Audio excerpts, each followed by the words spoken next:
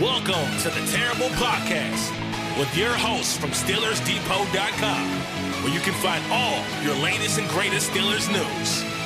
It's Dave Bryan and Alex Kozora, always lit, talking Steelers. And now, here's Dave and Alex.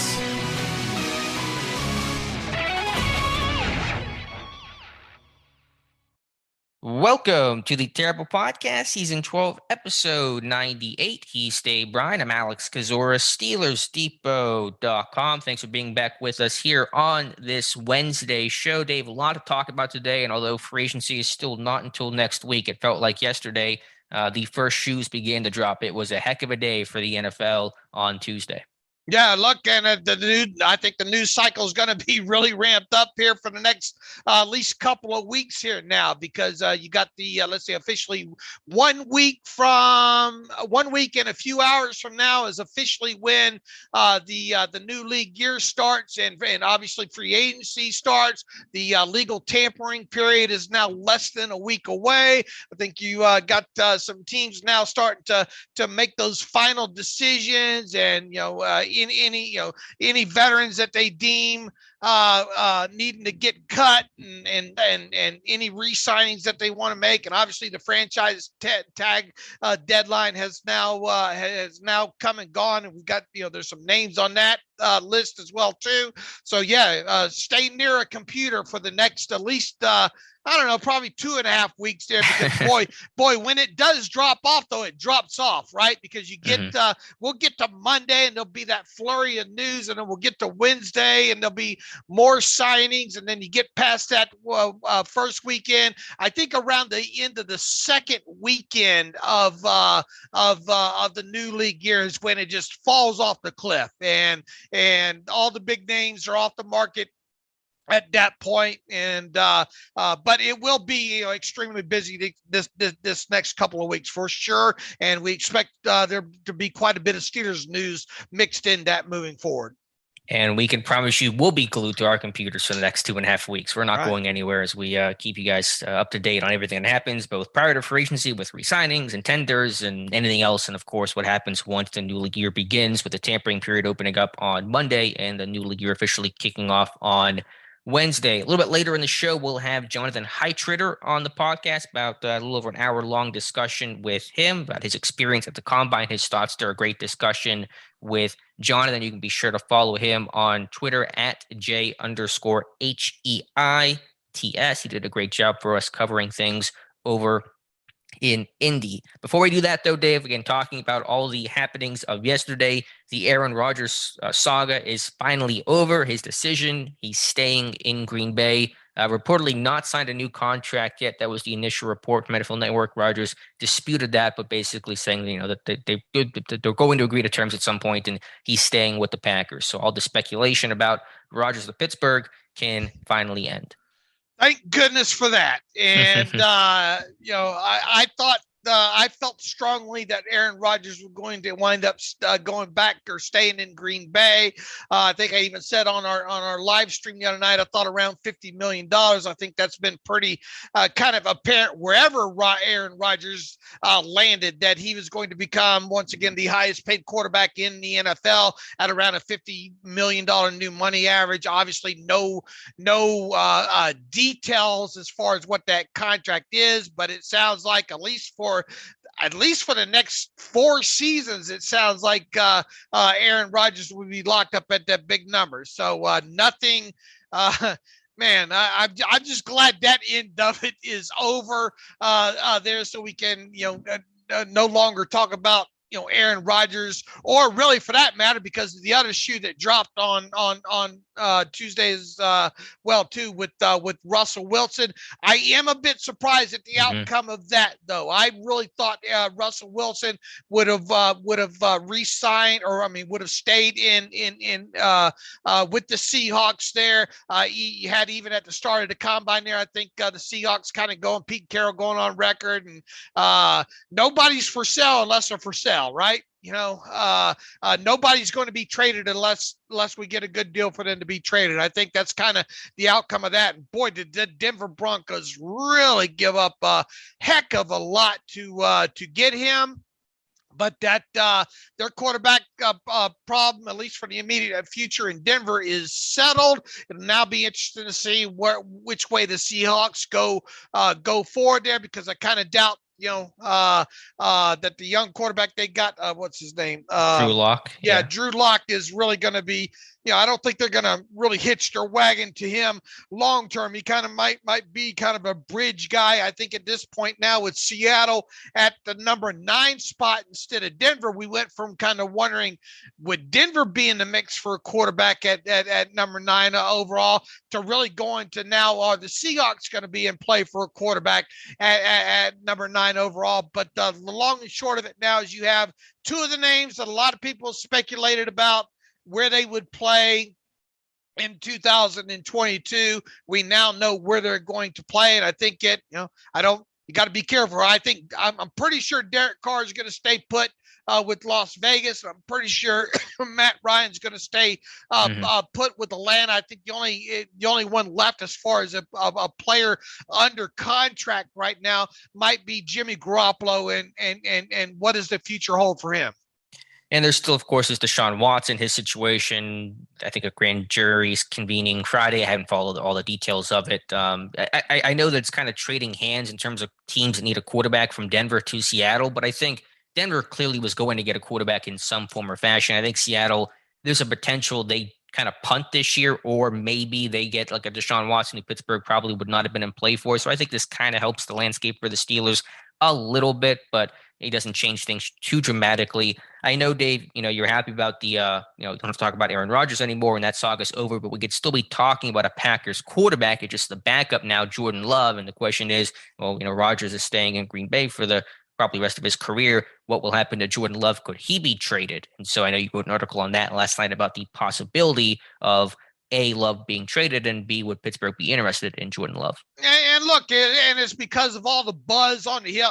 Steeler fans, boy, they don't skip a beat, right? They go over that speed bump and they're right on to the next one there. And obviously on the heels of the news about Aaron Rodgers, and really not just Steelers fans, everybody in general wants to know now what's going to happen with Jordan Love. Obviously, a former first round draft pick out of Utah in 2020 there. Steeler fans in particular think, okay, well, now the Steelers can go after and maybe trade for Love. I don't think that's first and foremost. I think when you got to look at Love, you got to look at the Packers side of things when it comes to him. And that's always where I like to try to start with these things when it comes to speculating. And the thing that sticks out, first with Jordan Love is he's under contract with the Packers to the 2023 season.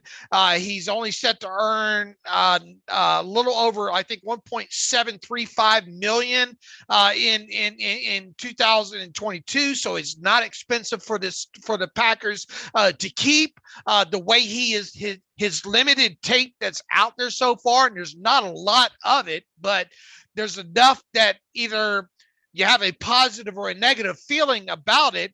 And it for lack of a better word, it hasn't been great. The tape that he has out there. Now, the key issue with Jordan Love is a year from now, the Packers need to decide what they're going to do with that 5th-year option. I think at this point, as long as Aaron Rodgers stays healthy and happy, that I think it's a safe assumption that the Packers will not be picking up Jordan Love's 5th-year option a year from now. So then the question becomes, okay, if that's the case, if they're not going to pick it up, surely they will trade that off at some point starting right now, between now and next year's draft. So I think that becomes the window. But you have to look at the Packers too.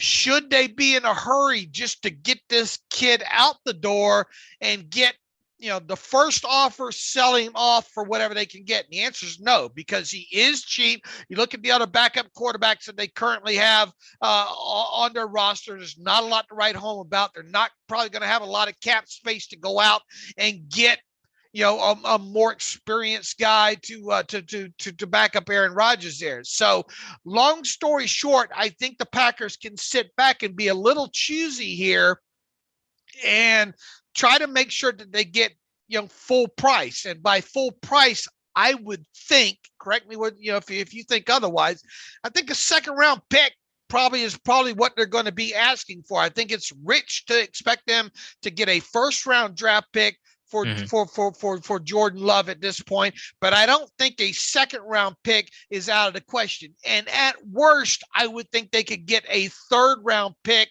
a higher third round pick, and maybe a player along with them. So I don't know how. I would assume there's going to be more than one team calling for Jordan Love at this point.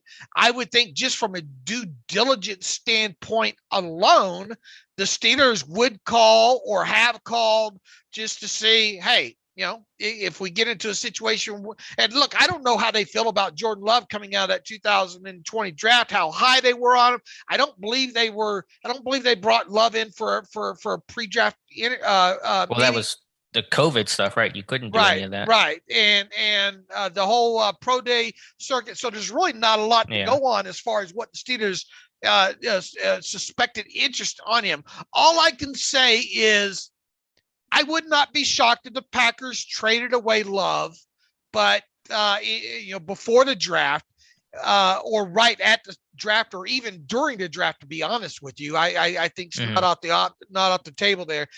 But if they do, I would expect a second round, probably a second round draft pick in return. And I would expect the Steelers probably aren't going to be the only team calling about him. Sure, especially in a weaker quarterback class, and if the other veteran names stay and there aren't any marquee free agents out there, kind of more bridge type of guys, I think there will be interest in Love. I think your summation of the situation is pretty accurate. I think Green Bay probably starts at a second. You wonder if they'll take a third for him. I don't think they have to trade him, but I think they're certainly motivated to do so. Love was drafted as a potential heir for Rodgers, almost an insurance policy, and now Rodgers is staying. And so, Love is going to sit on the bench for the next couple of years unless Rodgers were to get hurt. And so you might as well try to recoup that value and go all in with Rodgers since he is your guy for the long term. And so, if he goes down anyway, you're screwed. Even if Jordan Love stays, if Rodgers gets hurt and he's out, long term, your team's just, screwed regardless. So get a draft pick and sign a cheap Case Keenum type of backup and just, hope that Rodgers stays healthy. So we'll see what happens. Again, it comes down to what Pittsburgh's interest was him pre-draft. I didn't get the feeling there was a lot of it, but as you said, there's not a lot of clues that really indicate that. So if I'm Pittsburgh, I'd rather draft a rookie and get him under 4 year, the whole contract, as opposed to Love already being midway through that rookie deal with the option looming. So if I'm Pittsburgh, I'm probably staying away from Jordan Love. Yeah, the only kind of plus side with him is that if you did trade for him, you are trading for the right for that 5th year option. Right. But you would have, once again, you'd have to make that decision by around, little, 13, 14 months out is when that decision is due. And you have 1 year with him. Obviously, if you're the Steelers and you traded for him, you're probably trading for him thinking that he can be your starting quarterback this season. That gives you 1 year to evaluate him. And then it becomes a yes or no, right. Are we going to pick up that expensive 5th year option on him, or are we going to go back into the pool to find, to find another quarterback in the draft next year there. So, I kind of view this as more, and here's the way I kind of foresee this maybe playing out with the Packers in Love, is maybe this thing gets to actual draft day and you have teams not maybe, they say, look, we want to have this deal on the back burner in case maybe we don't be able to, right, aren't able to get this guy in the draft. And maybe you could even add the Steelers to this, more of an ejection seat kind of thing there. And once again, I think it needs to be emphasized that the Packers aren't over the barrel with them. Now, do I think they really want to try to get rid of him now? And especially either right at the start of the draft or before the draft to try to maximize whatever pick they got, and use it this year to help Aaron Rodgers and, just try to build that team under Aaron Rodgers as quickly as they can. Yes, but I don't think they have to be in a hurry if they don't get the return that they want for him. Now, there could be a team on the phone with him right now saying, maybe it's Seattle, right? We'll give you a second round pick for him right now, and maybe that causes a deal like that to go down. And I have a feeling too, Aaron Rodgers, I don't know if it was part of the negotiation, but I can envision Aaron Rodgers telling the ownership there in Green Bay, look, if I resign, I expect you to deal this kid off and let's get a draft pick and let's put that to work right away. I don't know that for sure. But my arm could be twisted to believe a story along those lines. So do I think the Steelers will call on Love? Yes. Would I inform Pittsburgh to, have a parade immediately after trading for him? No, because there's a lot more that we don't know about this kid still. And I don't know what you think about him. I didn't think that the NFL tape on him, which once again, I think it's 100 something snaps, maybe 200, 131 total offensive snaps isn't great. What is your view on Jordan Love? Yeah, I think that snapshot in the NFL is so tough to evaluate. What his first start this year was in Arrowhead, and I think it got better as the game went on. I believe it was a really bad start for Love, but it is the context there is really difficult to make an evaluation of. I didn't love his game coming out of Utah State. Thought he kind of forced the ball too much and trusted his arm too much overall. I don't know how much those things have kind of been fixed and changed overall since he's been in the NFL. I'm sure learning behind and watching Aaron Rodgers has helped him to some degree, but I was never super high on Jordan Love as one of those like bang the table guys. You got to go get this kind of player. Yeah, I wasn't either overall, but that doesn't mean the Steelers might not have interest on him, man. With so much activity and people asking about him, I just thought it would be good to pin a post about that yesterday, kind of covering all bases with him. So once again, do I think this is going to happen? If I was to bet on it, I would say no, but I think there is some level of plausibility to the Steelers possibly dealing for him.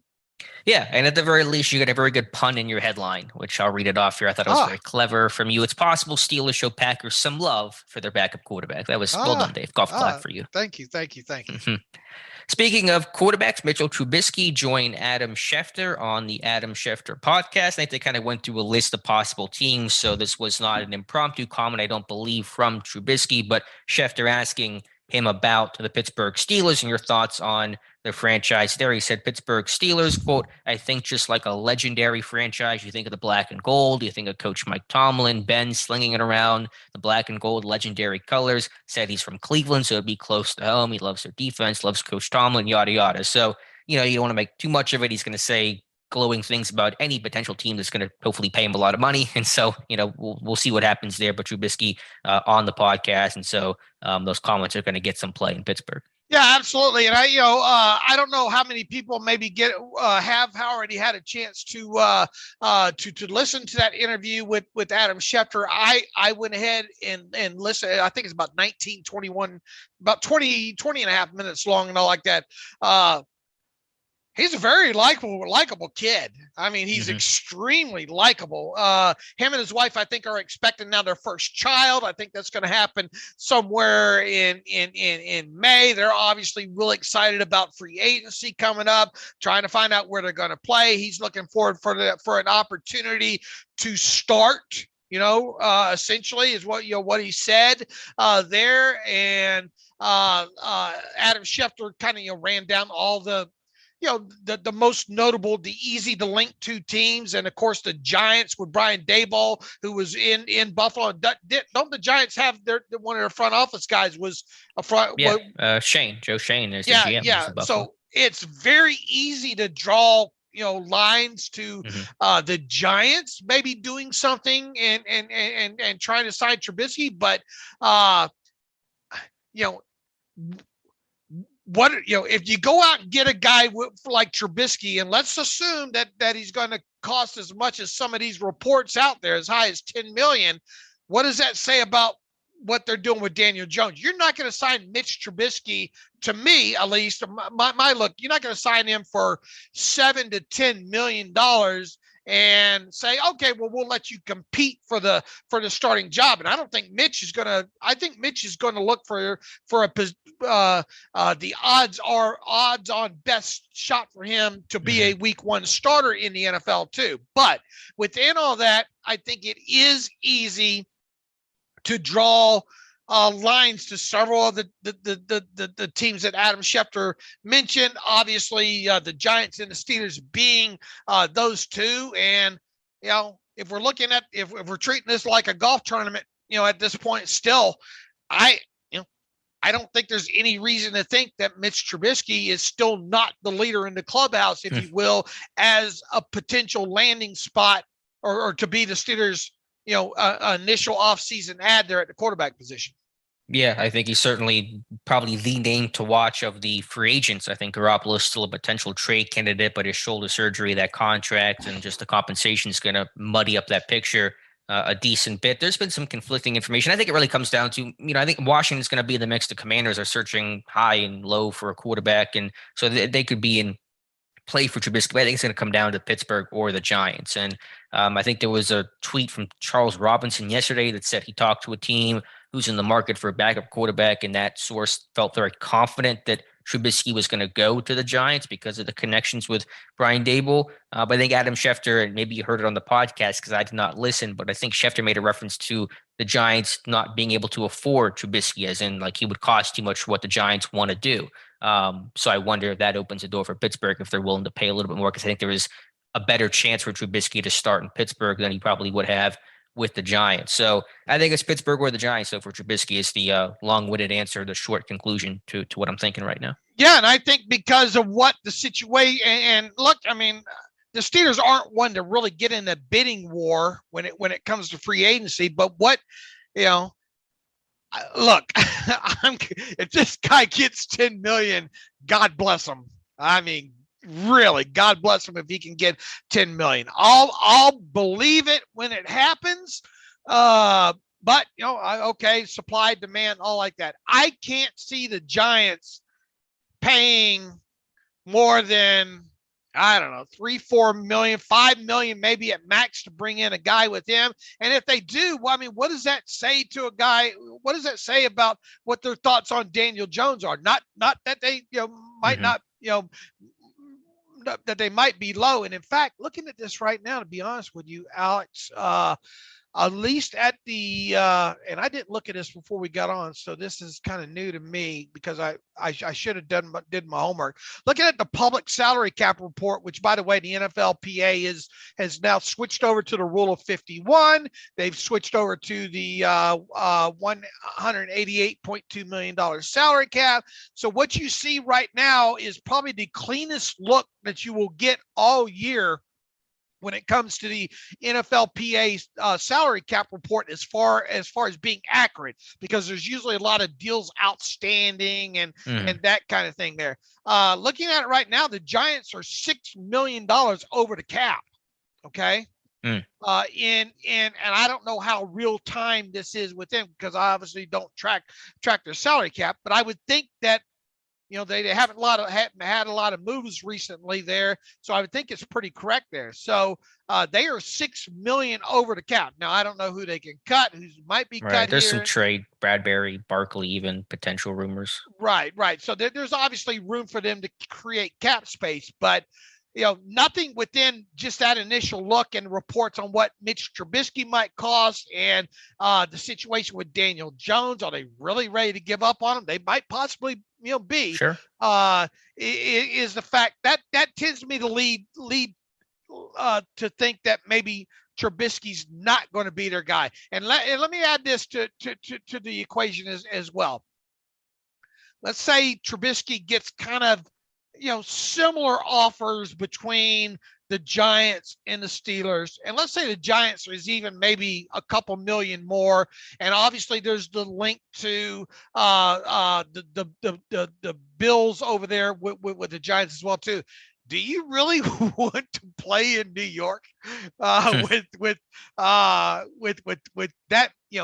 I guess That's it. And do you really want to have to compete for the job there? I think Mitch Trubisky really needs to be careful with this decision here in so many words. I'm not saying he's not going to land in New York, and obviously, if New York is head and shoulders above what everybody else is offering, you got money talks, as they say. But my gut feeling, just looking at everything right now, is that he does not land with the Giants. It's a possibility. It's a distinct possibility, but my gut says he won't. Yeah, the biggest reasons why he would is probably just Brian Dable, just someone that he knows, right, and someone that they know each other, and he's going to feel comfortable in an otherwise uncomfortable situation about competing for the job in New York, something that'll be on the headlines every single day. You're always under the microscope. So we'll see. In terms of Daniel Jones, I mean, I know they said a lot of nice things about him whenever, they all got first hired, but they're not tethered to him. They didn't draft Daniel Jones. They don't like the guy as much as the old, Gettleman regime did. So I could certainly see them just saying, we want to bring in Trubisky because we're not as high on Daniel Jones as the previous coaching staff and GM has been. So that's a thought there. If they do sign, let's say they do land Trubisky. Mm-hmm. You got to trade Daniel Jones off at that point, right? I think in theory, you could let him compete, I guess, right? I mean, I don't know if you want to just hand Trubisky. I don't think you want to hand either guy the job in that scenario. Okay. I don't know. I mean, I don't follow the Giants situation as closely, and they're going to clean house a lot, and that roster is going to look a lot different, as it often does under, new coaching staff and GMs. But with Trubisky and the point about, if you're going to pay him $7, $8, $10 million, he's going to have to start. I totally get that, but I'm trying to think, what quarterback could even Pittsburgh sign for $5 million? I mean, I think if Trubisky's getting 7, 8, 10 million, what are the other guys going to get? If you're going to sign a guy for 4 or 5 million, I'm not even sure what name that would be. So it feels like Mariota. Yeah, I mean, I guess maybe it's like him, because even I think, Winston's going to get paid probably a decent amount. There's some murkiness with the injury, but at least he played last year and played fairly well. Well, Trubisky sat on the bench, and Teddy played last year, and those guys should get paid, at $7-8 million, you would think. And so if it's not Trubisky, or if you're not going to pay a quarterback $7 million plus, then I'm not sure even it might have to be Marcus Mariota. I mean, especially when you look at what the Steelers, what we assume that they're going to want, right? In looking for in a quarterback. I mean, they're not going to want Andy Dalton, right? Right. That kind of player. At least I wouldn't think that they would. Let's look at some of these quarterback free agents real quick here. Ben Roethlisberger, that guy. I mean, Teddy Bridgewater, what's he going to cost? Yeah, I mean, if Trubisky's getting like at least 7 or 8, how does Teddy not get at least that much money? I know he's older, but like he's played, he's experienced, he's been a better quarterback. Okay, so look, Ryan Fitzpatrick out, right? And no way they go that way, right? It's like 40 years old. Yeah, I would think so. Andy Dalton out, right? Right. Cam Newton, you're not going that way, are you? No, Patriots already tried it. Joe Flacco, no. No. I mean, obviously Drew Lock's not going anywhere, or has already gone somewhere. I mean, you're not into Blaine Gabbert talk, or the Geno Smith talk, or the Colt McCoy talk, or along those lines. So really, right, we're back to the names that really we've been talking about: the Jameis Winston, the Teddy Bridgewater, the Marcus Mariota, the Mitchell Trubisky, and even Tyrod Taylor. Do all roads lead back to Jacoby Brissett? Is that a fair thought? Man, he's 30, man. But but he's not here for a long time. He's just here for maybe not a good time either, but he's here for just a year or two. I mean, it's just a familiarity. Like he knows Canada. I think Canada recruited him when he transferred. So like they know each other. I mean, if you're doing that, though, I mean, that's easily a $2 million, right? $2.5 million. I mean, or is even his market value? Well, he got $5 from Miami last year in a cap crunch year when he didn't play the year before. So like he's probably getting about that again. I would guess $5-6 million. I mean, I suppose, but long story short, the names are Bridgewater, Winston, Tyrod Taylor, Brissett, Mariota, Trubisky. Mm-hmm. Did I miss any? Garoppolo via trade, but in terms of free agency. But my point that I was just trying to make is like whoever you sign is going to be at least $6-7 million. And so is the thought going to be whoever they sign is going to be the automatic starter given the price point, or is there going to be some competition? Because I'm guessing the team will frame it as a competition. They're not going to just say, we signed Jameis Winston, he's your starter. No, they're not. I mean, obviously, if you go out and get a guy like Jimmy Garoppolo, then, Sure. Then, but I mean, if any of these other guys, even though they're not going to come out and say it because they're going to be respectful to Mason Rudolph and say, well, there's going to be a competition here, but the competition's rigged. At that point, if you're paying a guy $6 or $7 million, I just cannot see this team paying a quarterback $5 million or more to have him be the backup. Period. End of story. No, I understand that, but I think if you're going to bring in anybody under the framing of a quarterback competition, you can frame it however you want to frame it, but we all know how it's going to turn out, barring injury. I mean, if hypothetically Rudolph looked just a lot better than a Winston or someone, a Trubisky in camp, I mean, you think this team would be so beholden to the money they would just let that make the decision for him? Well, then they probably really need to question the decision of the other guy that they brought in. That's probably true. They can blame it on Colbert. That was Colbert's decision. That wasn't my decision. Yeah. I mean, maybe there's an element of play there. But I'm just saying, like, whoever they bring in is going to cost significant, fairly much, much more than what Rudolph is making. But let me go back to, you can make the argument if it's close to what Rudolph's making now. Okay. So in other words, if you bring in a guy like Tyrod Taylor or Brissett at, let's say, $3.5–4 million, if you bring in a guy like Mitch Trubisky at, let's say, $5 million, then it's more believable as a competition. But you get over that price point of $5 million or so, then you're bringing in that guy to start. I think, no questions asked. And you think they will bring in that kind of guys? That's kind of where you've been at. They'll bring in one of those higher end veteran arms. Somebody's coming. I just don't. Pick a quarterback. And no, I don't think they're trading for Garoppolo. But if they did, you got to give them the new deal. I think unless you can get this guy for a fourth and then just dangle. Do you think Garoppolo is going to want dangling the franchise tag ahead of him at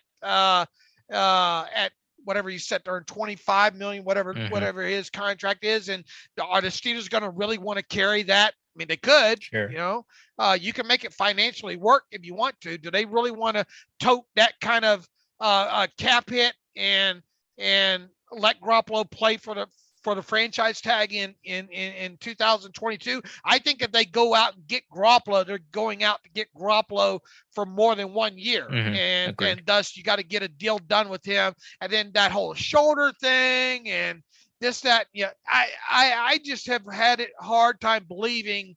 I'm a Jimmy Garoppolo fan at heart, to be honest with you. I just don't think he's going to be what the Steelers look for in this. But if they do go the Garoppolo route, to me, it screams that they're going to do it for at least a 3-year period, in that. So that's why I haven't kind of bought any of this whole Garoppolo stuff the whole way. I think it's going to be one of the 6 quarterbacks or whatever the number is that we just talked about, and with the possibility of it potentially being a draft pick added on top of it. Mm-hmm. Yeah, I think that's a fair way to sum it up. And on, let's see, tomorrow for Thursday, I will have my free agent wish list for the offense, including 3 quarterbacks that I would personally be comfortable with this team signing. One, though, is going to be head and shoulders above the rest. And so you'll find out who that man is tomorrow on Steelers Depot. Okay. Anything else there from the quarterback carousel? I think you summed it up well. Rodgers staying in Green Bay, Wilson to Denver, Trubisky. We'll see what happens. I think it's either New York or Pittsburgh. Anything else there from the quarterback news of the day? Look, I mean, I think one of the most interesting things, as we said at the start of the show right now, is what's going to happen with Seattle now, right? What's going to happen with this whole Deshaun Watson thing? There's a few other dominoes, and what's going to happen with Jordan Love? There's a few. I mean, we still got a long way to go before the draft right now. But I think what happens with Seattle at number 9 just replaces what the curiosity was, what was going to happen with the Broncos when they were at number 9 there. So what they do, and we'll see obviously what Carolina does the rest of this offseason as well too at the quarterback position. really could shape the way things shake out with the quarterback position in the draft, and specifically with the Steelers. Yeah, so we'll see. We'll start getting answers, I think, sooner than later. But I think that'll sum up the quarterback situation for now. So let's bring in our Jonathan Heitritter, who covered the combine at Indy this past week, did a great job for the site. So a conversation with him, kind of going through things position group by position group. So we'll take a break and come back with Jonathan. And welcome back to the Terrible Podcast. And as we mentioned at the top of the show, have a special guest for today's episode, the man who is representing Steelers Depot at the 2022 NFL Combine and did an excellent job. That is Jonathan Heitritter. I'm sure you've heard from him before on the podcast at the Senior Bowl with us as well, and has had a ton of draft profiles go up on the site. Be sure to follow him on Twitter at JHeights. That's J_HEITS. Jonathan, thanks so much for being here with us. Really appreciate your time. And just tell us, how was the combine? Yeah, guys. Thank you again for having me. I didn't know really what to expect kind of going in. I mean, I've been to the combine in 2020, but I went for like a football careers conference. So I never really got to participate in the actual like combine interviews and events. But so this time around, it was kind of interesting actually being into the nitty gritty, and having been at the Senior Bowl with you yourself, Alex, as well as a couple other members of the Depot team, you kind of had a feel for it, but it was like that, but it was even like at a greater level than what the Senior Bowl was, just because everybody and anybody was there, like even more so than what the coverage was down at Mobile. Just, I mean, I could say that I ran into like Ian Rappaport, like 15 to 20 different times throughout the week, or, you know, you just randomly seeing all these different people covering this, all of these different teams, seeing other like famous retired Hall of Fame players running into current players. Like I saw a bunch of guys that are scheduled to be free agents down there. Like everything that goes on in the NFL offseason happens down in Indianapolis at the NFL Combine. And it was just crazy to be a part of it. Yeah, no, so glad you could be there. Had some great coverage with the interviews and just, you know, being our eyes. And that was so important for us. Never had someone attend the combine before, and we'll certainly have you back next year, wherever it's at. Hopefully that's at Indy. I know it was your first time there, but did you get, do you get the sense like Indy's the best place to have the combine, and hopefully it stays there? Yeah, so it was a pretty interesting conversation to have. So I made sure to kind of gauge that question with a lot of different people with a lot of different backgrounds while down there. So I talked to several executives. I talked to several others, members of the media. I also talked to a bunch of the people that worked at the Indiana Convention Center, where a lot of the events took place for the combine, as well as the security staff. And just kind of like just how, you know, the NFL Combine in like Indianapolis is kind of like the lifeblood, kind of like, for lack of a better term, like it's just been going on there for well over 30 years now. And even talking with Adam Schefter for a little bit, he just, while we understand that money speaks, and, you know, the draw of going out to Vegas or the draw of going out to Los Angeles would be big for, you know, the NFL in terms of promoting the combine, just the way that it has been so structured there.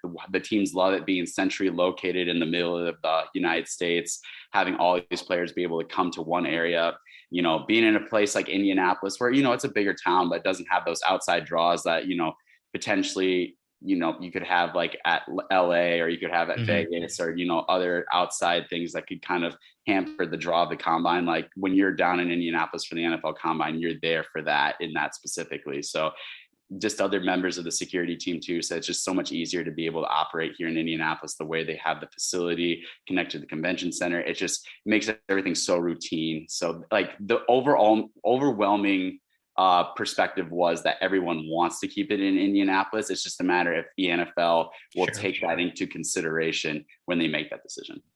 They should. They better. But as you said, money talks. And so we'll see what happens next year. But we'll be wherever the combine is at. And you did not get yelled at by Mark Gorsuch, correct? That was the one thing I was thinking about, right? I was worried because there were some Florida guys down there. I was wondering if he was down there hollering at some of his Florida, some of the kids that he's worked with at Florida before there. I thought, oh, Lord, I hope that's not Jonathan down there.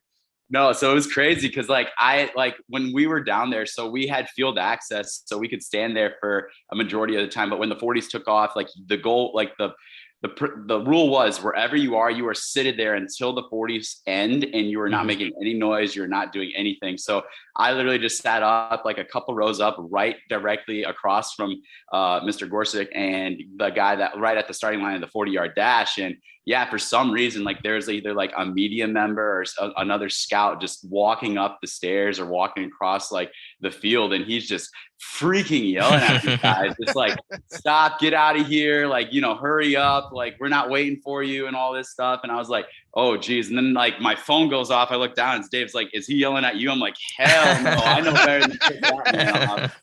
So yeah, you would think people would learn. Don't test Mark Gorsuch. Exactly. All right, Jonathan, let's get into what you observed at the combine. And I didn't realize there was field access until I saw some of your photos there during the week. So that's even probably better to get a feel for how some of these players worked out. And of course, everyone has access to the testing numbers and the results. You can find those on Steelers Depot. I know you watched the majority of the quarterbacks at the Senior Bowl, and that was probably a better environment to judge some of these guys as opposed to indoor and throwing on air. But just rewatching the quarterbacks, Malik Willis, Kenny Pickett, those guys throw again. Did anything else stick out to you this time that was different from your experience and view and evaluation at the Senior Bowl? So I would say it's kind of like a reiteration of what we saw at the Senior Bowl, as well as just kind of like some other picks and differences. Like I would say, Howell was in the first group compared to a lot of other guys being in the second group. And with Howell, like, you definitely saw the arm talent. You saw a very nice delivery on his ball. He was missing a little bit earlier on those out patterns, or like, those quick outs or those deep out routes, which was kind of frustrating and concerning. But after a while, like, he was able to settle in a little bit more, which was good to see. And then when you got to the second group, like that's where a lot of the fun happened. And, Pickett was very steady, very consistent for the most part. Didn't really wow you with any of his throws, but, was cool, calm, collected, just that guy that's going to be able to just keep the train moving. Whereas like you just saw the power with guys like Strong, Willis, Ritter, and like, yeah, you just saw their arm talent unleashed. And especially like everyone was freaking out about like, Willis being able to uncork it, like what was it, almost 60 yards in the air and stuff like that. Mm-hmm. But I have to say, and I mean, we talked about it like we were previewing the quarterbacks before going down to Mobile too. Desmond Ritter made himself a lot of money down there. Like he made himself a lot of money, not only in the way that he tested. Like I hit up my friend Jeremiah Ortiz, who worked with me at Florida. Now he's the assistant strength coach at Cincinnati. So I hit him up before all the interviews with all the Cincinnati guys. I hit him up all the time before I do the draft profiles on these Cincinnati guys. I was like, is your boy Desmond going to be ready to go? He's like, oh yeah, you're like, everyone's going to be shocked at how he tests. And yeah, I mean, he ran under like a high 4.4, ended up being a 4.52 40-yard dash official, jumped over 10 in the broad, jumped over 30 some in the vert. Like overall, very, very good testing numbers. His weight was up 4 or 5 pounds from the Senior Bowl, which is what you'd like to see with a guy with more of a slender frame like him. And just from what I heard, obviously the reports came out that Willis and Ritter dominated interviews. It's just one of those things where the phrase was with a lot of people going around, like he's the guy that a dad would love to have his daughter go date and go out on. Just one of those things where, you just trust, you have that trust factor with him that you want to have with a franchise caliber quarterback. He was very well spoken. And, he also commanded himself pretty well out there. Like there's some cases where the ball would drift a little bit to the left or to the right on those deep sideline patterns. But for the most part, like with Willis, I would say that Ritter really showcased his arm talent pretty well, which is what you saw in instances at Cincinnati. Is there consistency issues? Yes. Like he does sail some passes or he'll skip some to the dirt as well too. But a lot of those quarterbacks have those same issues. But the thing is, like, you keep going back. It's like, okay, he won 44 games and as a 4-year starter at Cincinnati, he took a group of 5 school to the college football playoff. Just those intangible things that you like to see and that we know the Steelers like to have. And just the speaking of mobility, is he Malik Willis mobile? Probably not. But at the same time, he's probably maybe the second or the third most mobile quarterback in this draft class, along with the arm talent that goes with it. So I kind of went back through my notes and through the tape and just like, okay, maybe we're not giving Ritter the same amount of credence that we should be compared to these other quarterbacks in this draft class. Obviously with you talking that much about Desmond Ritter there, is there, I get the sense that you think that there's a legitimate chance that if, let's say, a Pickett and a Willis is off the board at 20th overall, that and assuming they obviously stay put at that spot, that you feel that Ritter is a guy that probably needs to be talked about more in that potential. Would you rank him as number 3 on the list as far as what Steelers wants are right now? Do you really think that they're going into this draft with, okay, if we can get one of 3 or 4 of these guys, we would be fine? Or do you think Pickett's not on that list? How do you kind of rank these guys as to how you think the Steelers would like them? And once again, do you think Ritter is a serious consideration at 20? Yeah, so based off of the conversations that I had with other people down with other teams, as well as the people that, had connections with the Steelers, I had a nice conversation with Max Starks as well down there too. And just the way I got the feel for it is obviously the media is really hyping up Pickett and Willis as the 2 top quarterbacks, rightfully so, based off of what they bring to the table. And, we have those connections with, Pickett being from Pitt, being able to talk to Tomlin. We have all the stories there. And then, apparently Tomlin's fascination with Malik Willis, the whole saga with the Senior Bowl and just meeting his parents. So there's definitely interest on both sides on there. So whether or not the media smokescreen or the media is dead right on that, and those are their top 2 options, I don't know that for a fact, but I would have to imagine that both those guys are squarely in play. If they are on the board, they have to be considered as possibly one of the top 2 or 3 options for Pittsburgh there at 20, just because of the connections and connecting the dots. However, after those 2, if those 2 are gone, like we've often talked about in the case of Malik Willis and Kenny Pickett being taken by other teams before Pittsburgh picks, and if they're not willing to trade up, the way that I've kind of looked at it this way, it's like, okay, you could probably pencil in 3 to 5 names at that pick at 20, say those 2 quarterbacks are gone. Now, the way I look at it, and based off of like the connections and Blue's Clues, like we obviously know that, Colbert was on campus at UNC to go watch Sam Howell. There's been a lot of connections there. Had a formal meeting with him at the Senior Bowl, had a formal meeting with him at the Combine. They're doing their due diligence in Sam Howell, and they like his mobility and the traits that he brings as a passer. So him as well as Ritter are probably the next 2 in line based off of what I know as like, okay, if Willis and Pickett are not there, then it's probably going to be one of those 2. And it comes down to, does Kevin Colbert and Mike Tomlin see that guy as a franchise caliber or quality franchise quarterback? Maybe not a Patrick Mahomes, maybe not any of like these crazy superstars, but again, Colbert said in the presser that there's a lot of quality quarterbacks in this draft class. Now, if they see Ritter or Howell as one of those quality quarterbacks, I would almost guarantee that one of those guys would be the pick over a positional player like Zion Johnson or Kenyon Green, who I got a real feel for. If they don't feel like one of those guys is the guy that could lead them as a franchise quarterback, then I almost want to put money in the bank saying that'd be either Zion Johnson or Kenyon Green. That's the pick at 20. So that's where I think that those quarterbacks, as well as those 2 interior offensive linemen, potentially Linderbaum, but it just hurts that, the size concerns, the coming off the midfoot sprain didn't test. He's fine. He's just didn't have enough time to prep for it. Mm-hmm. But it's just like, okay, where they go in terms of free agency dollars, if it's guard versus center. We'll have to see how that works out. But I have a feeling that Kenyon Green and Zion Johnson are higher on their board now of what they're looking for than what Tyler Linderbaum is. So realistically, if Willis and Pickett are gone, I think you can almost limit to 5 names, potentially 4, with Ritter, Howell, Zion Johnson, and Kenyon Green.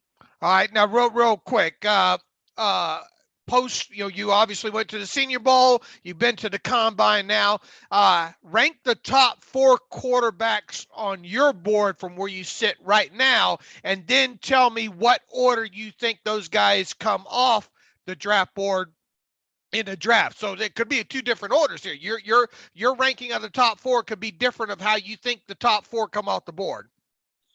Okay, so this is going to kind of come down to, like, for me, if I'm ranking quarterbacks, obviously you want a guy like you're looking at, okay, we just saw Russell Wilson just get traded, right? He's now in the AFC. So you have to be able to have guys that can go toe to toe with these guys. So while you have it to weigh the floor versus the upside, I came in low when I did my pre-draft profile on Willis, but based off of the interviews, the overall testing at the Combine, just the way he throws the football. If you have a game plan of how to develop this guy, much like the Chiefs did with Mahomes or much like the Bills did with Allen, I would have to rank him first because he has those tools and traits that you just cannot teach. And it's just a matter of being able to make sure that his development goes. If you can't develop him, then yeah, it's not going to work out. The floor is going to be scary. But if you have a game plan of how you want to develop him and get him ready to play, obviously taking redshirt year, not being able to play the majority of his games his first year, but then that second year really exposing him, I would probably say that Malik Willis has to be first for me, just based off of the traits that he has that you can't teach and the upside that he has as a dual threat quarterback. After that, that's where things get really, really interesting. It kind of comes down to play styles. For me personally, I was having Howell above Ritter before in the process, but having conversations with Tyler Wise in the previous podcast before going down the Senior Bowl, I think I'm to the point where I probably would put Ritter above Howell at this point, just based off of the factors like he's done it for 4 years. He did it with Group of 5 competition. He was able to have good moments against teams like Georgia, Notre Dame, Alabama, and just being able to do it against the best competition. While, that offense for Cincinnati was good, he still was probably undermanned at that point versus what he would have, say, for weapons possibly in Pittsburgh. Much like with, how this past year, he was undermanned in terms of what he had previously the year before with his running backs and wide receivers who went off to the league. But I just see that ability there. But I think that, again, going on the case of upside and just traits that you can't teach, I think that Ritter has more of those than what Howell does. So I would probably put it in terms of that case. I'd probably go Willis, then Ritter, and then probably Howell and Pickett. Like, you could go back and forth with that. If you want more of a pro ready, throw him in there, steady Eddie, kind of a Derek Carr kind of type of player, go with Pickett. Now, if you want more of a upside, but, probably a little bit lower floor, then you go with Howell. But that's kind of how I see things now after watching these guys and talking to them in person. All right. Now, how do you think they're going to, real quick, how do you think they're going to just rattle them off right in a row? How you think they ultimately come off the board? So it's going to come off of play style. So I think that Pickett and Willis will be the first two guys. Like, I think that both of them will go within the first 10 to 12 picks, just based off of depending on what happens with free agency. And like we said, the Steelers could easily want to go into camp with 4 quarterbacks. So the Steelers will probably sign a free agent within the first 2 weeks of free agency. And then if they think one of those guys is their guy, they will draft one. So who's to say that another team is not going to do the same thing? Say if they sign like a Teddy Bridgewater, but then they drafted Kenny Pickett as well too. So I think that Pickett and Willis will be the first 2 guys off. Just pick your flavor. Do you want the guy that's consistent, that's going to help you win now? Or do you want the guy that can sit, learn, and then be this higher upside guy, but potentially has a lower floor in Willis? I think those 2 guys are going first. And then after that, I think that it's going to really come down to Howell and Ritter, because I think Ritter really, really helped himself out over this combine process and how he was able to talk and show off to teams. And then Howell is going to be very interesting, just where teams view him and just going forward. And that's the same case with like a guy like Matt Corral, where, he had a very good interview, very good and nice young man to talk to. But I mean, he wasn't able to go to the Senior Bowl. He wasn't able to do any testing or any throwing at the NFL Combine. And, we'll see what he's able to do come his pro day in a couple of weeks. But, it's going to be very tough to go through the entire pre-draft process where these teams have this much exposure to all those quarterbacks. And, you're coming off of a high ankle sprain, 6 to 8 week recovery, and you haven't been able to do anything. So for me, he has a lot of ground to make up against the other guys. So I would probably say right now, Pickett and Willis will be the first 2 off the board. And then I'd hedge that Ritter would be the next one. And then Howell and Corral and Strong would follow. Okay. And just to confirm, do we know Pittsburgh had formals with all the top quarterbacks? Was there anyone we weren't sure of? I mean, they had it with Howell and Pickett, Willis, Ritter, etc. Yeah, exactly. I think they had a formal with Strong. I'm not exactly certain. I didn't interview him just because I was more in line of working with the other quarterbacks, but I know they spoke to him a lot at the Senior Bowl. But that kind of goes into the knee issue, the mobility issue. So the kind of the consensus that I'm getting is that Strong maybe sneaks in at the end of day 1, but it's probably more of a day 2 guy. Right, but formals with the other top quarterbacks, yes, right? Absolutely. You'll be able to confirm yes, that. Absolutely. Gotcha. And you do have Desmond Ritter actually at number 20 in your latest mock draft, right? So you thought of it that highly to call that shot there. Yes, sir. Yes, I did. All right, so be sure to check out Jonathan's mock draft. It's sticky top of the page on Steelers Depot. Moving to the running backs real quick. Obviously, it's not a tremendously strong class, and Pittsburgh's not going to have a lot of interest there. I think there is potential for maybe a day 3 candidate to find a better true runner behind Najee Harris, because that guy does not really exist on the roster right now. If you could just mention a name or two, is there any maybe day 3 borderline undrafted type of running back who, you like, generally speaking, maybe at the combine, maybe not, but just anyone you think kind of fits maybe that bigger back type that Pittsburgh would look for late on day 3? Most definitely. So like the crazy thing is just how well a lot of these running backs tested, and generally how many bigger backs that there are in this draft class compared to classes past. Like last year we had Najee Harris, Javonte Williams, and then after that, like the size of the backs that could carry the load were very low. Whereas this year we have a lot of 210, 215, 220 plus backs or pound backs that can like actively carry the load, as well as have some special chops in the receiving game. So, I mean, like some of the bigger backs that you'll see is like, Ty Davis Price from LSU. He ran really well in the mid 4.5s for a guy that probably was expected to run low or high 4.6. He played really well. He tore up my Florida Gators for 280, like ran for the most yards in a single game in LSU history. And, I saw him to be a very good interview. Jerome Ford, Cincinnati guy, former recruit of Alabama, started his career off there, transferred to Cincinnati, and he ended up having a great season this year and really was the engine of that offense for the Bearcats. I mean, totaling like almost like 1,800 total scrimmage yards, 21 touchdowns. And he ran effectively against the Tide defense when they ran. It's just that, they were playing from behind, so they couldn't run the ball as much. And from my understanding, working with JO, like they said, their GPS tracking technology has seen him with speeds of upper 21 miles an hour. So, carrying a 5'9", 5'10" frame, 215 pounds, like he has the ability to hit the jets and, take it to the house if needed. And yeah, like he didn't get that whole great exposure at the combine or at the Senior Bowl. So he's kind of the name that's being slept on, mid to late day 3 is probably where he'll go. Guys like, I know that Josh Carney has a big infatuation for Ty Chandler as more of a pass catching scat back. And he was a very, very good interview as well. Another name that I spoke to a lot was Kennedy Brooks, running back from Oklahoma. He had a very interesting interview as well, too. And he's kind of always operated in a split back system, so it wouldn't be anything new to him. Obviously, he talked about wanting to carry the load, but, he's willing to go in there, play special teams, put his face in the fan, pass protect. He's become a very skilled pass catcher as a 210, 215 pound back, runs with a decent amount of power, finished off the season really strong for the Sooners. So I think that he's another name to keep in track. And then obviously my boy, Damian Pierce from Florida. I think they've made him money during this process with the Senior Bowl and the combine, just showing his well-rounded skill set and just the fact that he was underutilized at Florida. But I think that he's a big back that has that well-rounded skill set. He talked about how he likes to model his game after a guy like Najee Harris, and how, based off the connections with him with Florida and Alabama, how they just have a very good relationship with each other, joke around with each other all the time. So I don't know where he'll fall just because he wasn't a great tester, but his film speaks more for that. So these running backs are going to be very much like the wide receivers and the edges, where it's just so deep where guys are just going to keep falling. So the Pittsburgh Steelers are going to find a good running back too in the 6th, 7th round if they want to take it. If not, take Dave's approach, see who goes undrafted, sign him out as an undrafted free agent and let him fight for it.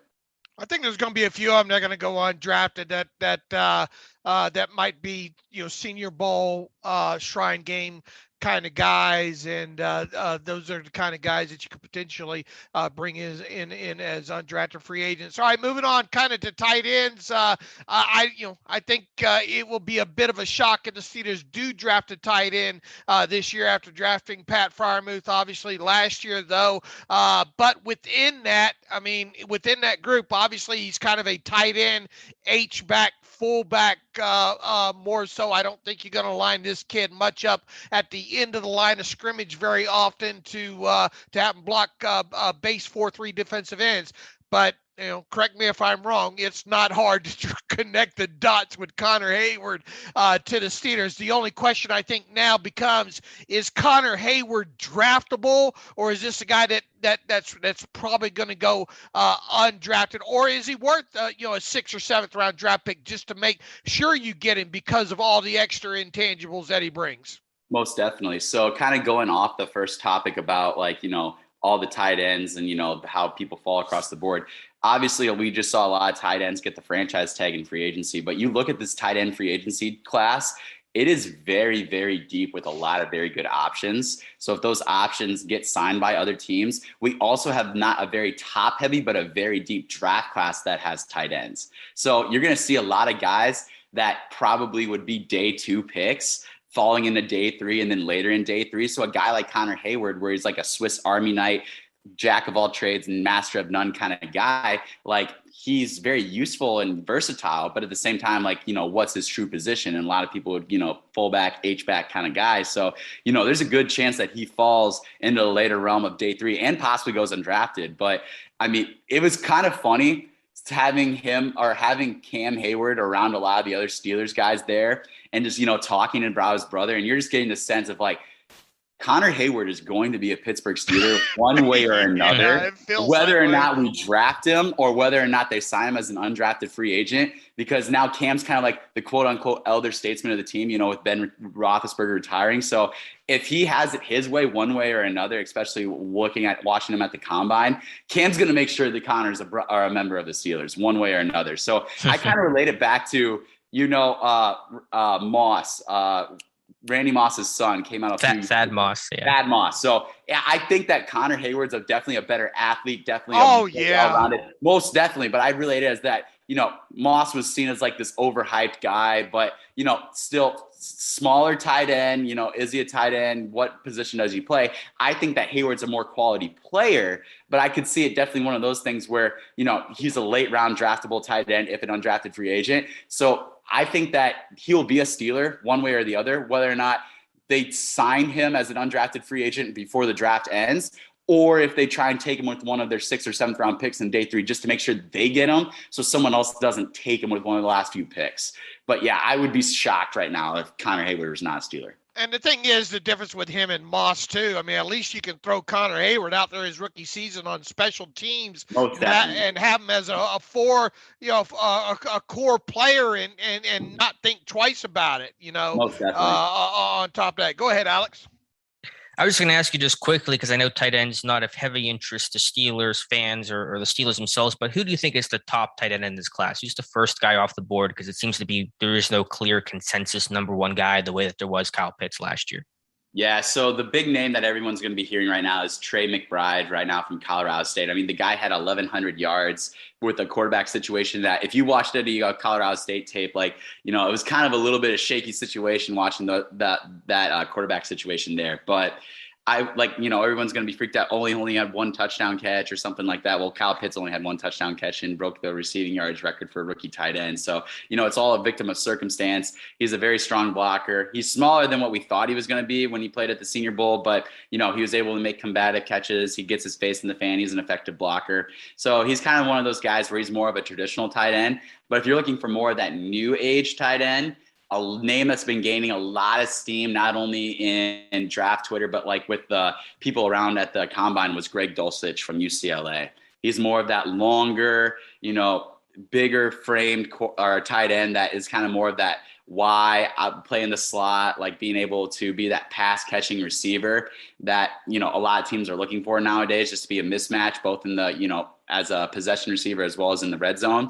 So it kind of comes down to, again, what's going to happen with free agency. And then I think that it would be you could definitely say that Dulcich or McBride will be the first tight end off the board. But just again, is it a team like, say, the Baltimore Ravens that look for, a physical, a point of attack guy? Then it'll probably be a guy like Trey McBride. Now, gotcha. Right, if it's more of a team like, say, throw out like the Arizona Cardinals or something. I know they don't use their tight ends as much, but if they want to like more pass happy offense, we're going to get our guys out in space, look for mismatches, then I think it's a guy like Greg Dulcich. So it just comes down to a team that you could definitely link to getting a tight end early is probably the Tennessee Titans after losing a guy like Jonnu Smith in free agency. They didn't really have a tight end of consequence. So where they go in free agency and what they do at the draft, do we see a tight end like Dulcich or McBride sneak into the first round, or do we see that early second or mid second round with a tight end? But I think those are the two names you have to be thinking about. Yeah, and Dulcich makes sense. He's a former receiver at UCLA, so he's a guy that's definitely helped himself in this pre-draft process. Want to move to the receivers now. It's a really good group, a really deep group. I think everyone recognizes that. I know the unofficial times were a little hot, and so they came in a little bit slower than what the unofficial times were. The official times did. But I want to ask about one guy in particular, and you had the player profile go up on him the other day on Steelers Depot. David Bell from Purdue. The testing was below average to frankly kind of poor, but he has good tape. What do you come in on David Bell trying to fit the evaluation between what you see on tape versus how he tested? So David Bell is a very interesting evaluation just because he was a quote unquote prolific receiver at Purdue. He came in, had a very good, strong, true freshman campaign. He kind of became the guy with Rondell Moore there. Granted, Rondell was dealing with a lot of injuries at the time, but he kind of surpassed that as the wide receiver one, the main focal point of the offense and the passing game for the Boilermakers.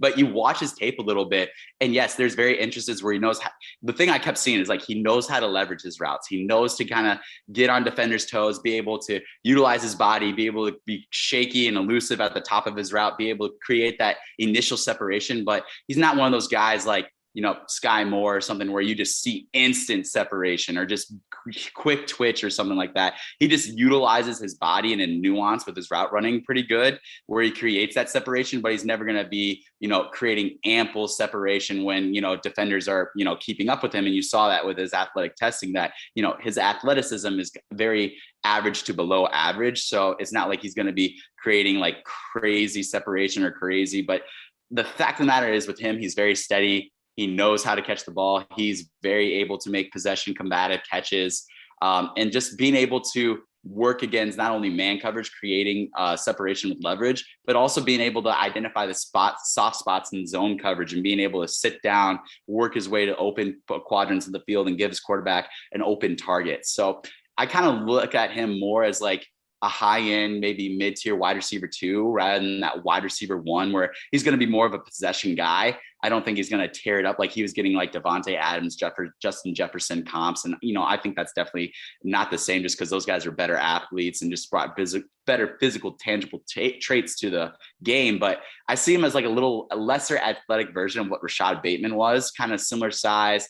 Also, Rashad Bateman had a guy like Tyler Johnson there. He ended up having great production at his beginning, and he's developed like into probably the wide receiver 2 for the Baltimore Ravens behind Marquise Hollywood Brown. But I do think that wherever Bell goes, you need to have more of that dynamic guy, that guy that brings that athleticism to the table to complement him, just because I think that he's going to be just more of a steady Eddie kind of producer in the NFL rather than this guy that's going to really take the league by storm with any one physical trait. And that was just David Bell. You're recapping there. Boy, you look at his tape seems better than how he tests. So I think I got to go deeper in there. He had an RAS score on from Buddy Mathbaum at ras.football of 2.72. Yeah, not good. And yeah, that's not good. And because of that, I'm going to go out on a limb here and say the Steelers are not going to draft David Bell this year. But one guy, and obviously you mentioned Sky Moore there, kind of going into this thing, into the combine. The buzz was kind of building with him. Obviously, once he got on the podium and talked about relationship with the Tomlin family, and obviously he's a shady side kid, goes out and puts up a nice time on the 40-yard dash. He has hands that will give him no problem getting into a lobster, I don't think. And now the rest of his, you look at his RAS score, it didn't round out perfect for him. But this is a guy that's going to also be easy to link to the Steelers, correct? And if indeed he is not the guy, do you expect the Steelers' first wide receiver choice? Let's assume they only choose one this year. Is it going to be more of a slot player? And thus, if indeed the answer to that is true and not Sky Moore, give us a couple other names that might be in the picture there within, let's say, the first 3 rounds of the draft. Because I'm pretty convinced this team is going to draft a wide receiver in the first 3 rounds, and you probably feel the same way, Jonathan. Most definitely. No, Sky Moore, I started a thing on Twitter. I did it a little bit as well on my draft profile saying hashtag Sky in the second, just put it on, take it to the bank. It's just crazy how many easy Blues Clues ties there are from Sky Moore to the Steelers. Just Mac wide receiver, has a connection with Dino Tomlin, loves Pittsburgh, saying, I'd be willing to go anywhere, but I'm a diehard Steelers fan. It's just so evident, and just the player prospect fit with him and the Steelers. It's almost like it fits like a glove. Just the fact that they're looking for this guy that brings speed, brings quickness, has that quick twitch, that burst, that acceleration. We've seen film studies with him being able to stack the corners on the outside, being able to play inside as well as outside, being able to be utilized on jet sweeps. He was a wildcat quarterback in high school, just being able to work having that ball carrier vision, being able to create yak after the catch. So with him, I see a guy that obviously profiles as a good slot receiver, and, you definitely want to keep him there. But you also have a guy that, you were always saying you were looking for that, what speed that could be able to challenge defenses vertically. So you could see situations where, depending on, if they decided to deploy Pat Freiermuth in the slot a little bit more out wide, and, maybe Sky Moore goes to the outside a little bit, or maybe we do get to see maybe Chase Claypool kick inside a little bit more and run those big slot routes that, say, Juju Smith-Schuster leaves and Sky Moore kicks outside, just to be able to miss and match rather than have set roles. That's where Sky kind of brings the best of both worlds, being this guy that profiles as a great slot receiver that is honestly pretty physical. I did show some instances in his tape where, the defender is able to jar the ball out, but at the same time, he has those big hands. Like you said, he's very well built for his size. And just his instances where he does catch the ball on contact over the middle of the field. So, yeah, he profiles as a good slot receiver, but at the same time, he has that ability to win on the outside, too. So you get the best of both worlds with him. In terms of other receivers, if you're looking at slot guys, I did the report on John Mechie, and I got to interview John. He said he hadn't met with the Steelers at this point in time, but at the same time, he does also profile as that great physical slot receiver who has played a lot outside, succeeded outside, but definitely could kick in more into the slot at the next level. And I will go out on a limb and say that John Mechie's tape as a blocker is probably the best in this draft class, just in terms of the attack, and just holding his block for the entire play. Talking to him, I talked to him before the bench press for the receivers, and nicest dude ever, just cracking jokes like crazy. Never met this guy in my life. And, he was just a fun dude to talk to. And he just seems like, if you lose a personality like Juju Smith-Schuster in the locker room, John Mechie would, I'm not saying to be a 1-for-1, but I'm saying he would be a great replacement for what Juju has provided for Pittsburgh going into that role. Other guys that you could definitely tie in there, just kind of name a couple names. Now, if you're looking more of a guy that, maybe not a traditional slot, but could fill that need for, speed, say replacing a role of James Washington. Christian Watson obviously tested off the charts, and he could probably be that guy that maybe the Steelers wanted Chase Claypool to be, but definitely serve that role as a stretch Z that can kick inside and outside, just based off the versatility he showed at North Dakota State, as well as the love child that you and I have, Dave, is Romeo Doubs, and just that ability to be that guy that probably maybe third round, but probably falls in the fourth round just because of the depth of receiver class. And, just big hands, physical receiver, can stretch the field, may not run terribly fast, but has that ability to stack and continue to work vertical, as well as that ability to go up and win the jump ball too. Yeah, man, I was disappointed Romeo didn't really do anything at the combine. I wanted to see him run to get a sense if his 40 time kind of matched his tape time there. Look, Romeo Doubs is old news to me, man. I've moved on. I know. I've moved on to the Utah State kid that didn't get an invite there. But no, that's great information. Go ahead, Alex. Yeah, let's move on to the big ticket item, offensive line, tackles, deeper, probably a better class overall than interior guys. But you mentioned at the top, Jonathan, two guys who could be in that non-quarterback consideration at 20, Boston College's Zion Johnson, who had a tremendous workout, had one of the better combine overall, weeks there of anyone at the combine. Then Kenyon Green from A&M, who probably struggled more, didn't test great, had some issues through drills. But in your estimation, who do you think will go first, and what is your personal evaluation of Johnson versus Green? So, going into the week, probably the favorite was, Kenyon Green versus Zion Johnson. It'd probably be Kenyon Green was the one that was going to go first just because of, SEC competition. He's played every single position outside of center. And, he was one of those guys where if you wanted like more of the upside potential, you go with a guy like Kenyon Green just because you see those flashes of athleticism, of him being able to pull and climb to second, third level and just destroy some kid, or just the power that he has when he unleashes blocks on guys.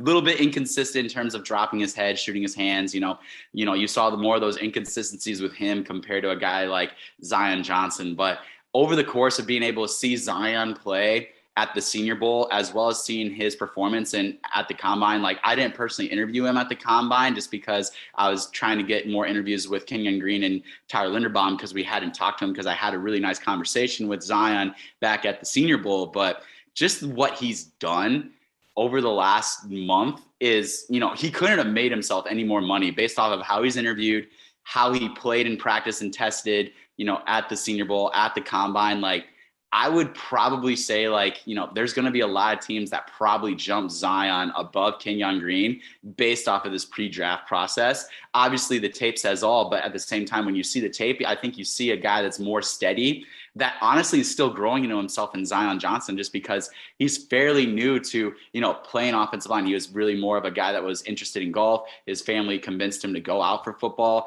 And even talking to Alec Lindstrom, his teammate, just saying he's just this physical freak that's just scratching the surface of what he can do. So while Kenyon Green has that upside, I think it's fair to say that Zion Johnson has that potential to grow even more as a player going forward, especially if he locks in as just a guard rather than going from guard and tackle, or say if he goes to center, having that ability to play center as well too, having that length that we talk about, having that amazing strong anchor. I talked to Travis Jones. I'm like, who's the toughest guy that you've went against in this process? He's like, most definitely Zion Johnson. Mm-hmm. I just could not move that man off his spot, and I can move anybody. So I just think that through this process, Zion Johnson has really elevated himself to possibly be the number one interior offense lineman taken in this draft. Yeah, I remember a clip of Travis Jones. I think it's on my timeline at the Senior Bowl. It was back-to-back reps against, I think it was Cole Strange and Zion. It was the same move. It was like a club swim, and it worked on Strange, moving him easily, but you couldn't move Zion. He didn't give an inch. And so I think that's a good comment there from Jones. Any other interior guys that you like in this class? Luke Fortner from Kentucky's an interesting guy to me, but I know it's a relatively weak class. Linderbaum aside, any other potential maybe day two guards or centers to catch your attention? Yeah, so I interviewed Fortner just a little bit, and, I was just trying to see if he had any meetings with the Steelers because, if they were looking at him as possibly a center draft pick. But yeah, he had nothing scheduled as of yet, and he told me that he had nothing scheduled going forward. So that kind of, got me a little cold on Fortner. Mm-hmm. A guy that I think that we kind of need to study a little bit more, that I think makes a lot of sense in terms of not only a fit for what they want to do, but also just, a character, hearts, and smarts kind of guys, is Jamari Saylor from Georgia. He interviewed well, from my understanding, at the Senior Bowl. I wasn't the one that interviewed him, but I was standing next to guys that were interviewing him, and just very well spoken. And then I also got to interview him here at the Combine, and he's a pro's pro in the way that he talks in interviews, how he conducts himself. Very bright, very diligent, very mild-mannered personality. But just also the fact that he has that positional versatility where he's taking snaps at all five positions, and his ability to execute. You might have some draft nicks not be that high on him, saying, okay, is he a guard? Is he a tackle being 6'3"? Is he a guard? What's his positional fit? But you just watch the film on him too, in those small clips that I've seen, and just how his ability to kick inside and be a very, very aggressive, very dominant guard, especially with the run game, and how they're able to establish the run on Bama's defense in the SEC championship as well as the title game. But then you also watch him kick out to left tackle and go toe-to-toe with a guy like Will Anderson, who's the consensus best player in college football, and how he handled him for a lot of reps, being able to hold up in pass protection, his awareness, being able to pass guys off when they're doing twists and stunts, yet his ability to generate power in the run game. I think he's a guy that, if Pittsburgh elects to take a quarterback say a Howell or a Ritter, or say a Willis Falls, and you might not get one of the top names. He's a guy that you could probably look at somewhere on the middle to end of day 2, which, I ended up mocking in my mock draft as a guy that, he could be a guy that comes in, plays right away as a physical guard that has good length, that we talked about that Pat Meyer looks for probably in his offensive lineman, as well as has that option to be a break class option where he can kick outside to tackle if need be, because he's played quality snaps there. Jonathan, where do you come in on Tyler Linderbaum at this point? Look, I mean, it's easy to get caught up in, prior to the pre-draft process of just the highlight clips of this kid at Iowa. And look, just the mystique of coming out of Iowa and the offensive linemen that they like to produce there. And, man, pancakes galore, a finisher, a beyond the whistle type guy. But then you get into seeing, I thought Tom Meade did a great job. Probably didn't make a lot of fans with that profile right out the chute when it comes to Linderbaum. And then, you get into the actual measurements with him, which are without a doubt concerning, I think. Where do you come in on him right now? Is he the top center in this class? And B, if indeed that's the case, is he a first-round center in this draft class? So, yeah, I was going to say, when Tom Meade kind of pointed out the negatives, he's definitely not – he's digging his own grave a little bit there, just kind of looking at the hype that surrounds Tyler Linderbaum with Steelers Nation. Like, I tweeted out that – Hey, but that's what we pay you guys to do, right? Oh, most definitely. Look at these guys objectively, Most definitely. Go ahead. Yeah, most definitely. It was crazy. Like you said, Tyler Linderbaum had plans to have a formal meeting with the Pittsburgh Steelers tonight, and just people went crazy about it. But yeah, I would say that, okay, is he the best center in this draft class? Yes, he is definitely the best center in this draft class. I mean, it just depends because, it's different because, Kendrick Green was a projection at center because we saw games at Illinois, but it wasn't a lot.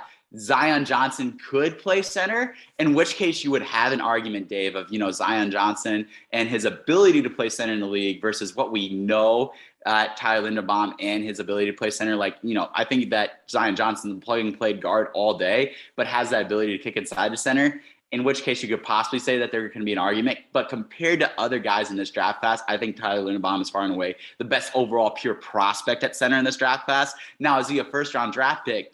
I think that all comes down to what's your flavor. So like guys like, Minnesota Vikings or the Eagles, where they run this zone system where you see a guy like, Garrett Bradbury, or you see a guy like Jason Kelce, where undersized, extremely athletic, wide zone, being able to get him out on the move, utilize them, and then have it where a guard can help in pass protection with them. Then I think that he's worthy of that, probably in the teens to 20s pick in the first round, if you're a team looking to run that. If, say, Jason Kelce decides to retire, I think that one of the first three, or the Eagles' first 3 first-round picks, depending on if they want to move Landon Dickerson to center or to guard, I think that you could honestly just pencil in like a guy like Linderbaum there to be able to fill in right away as that possible Kelce replacement. But again, it's all about that schematic fit. In a team like Pittsburgh, it's a little bit more interesting based off of how they've done things in the past and how they want to transition things with their running game and also with pass protection. Like, obviously, we grilled Kenyon Green being a smaller center, not having the longest arms, not having the great anchor.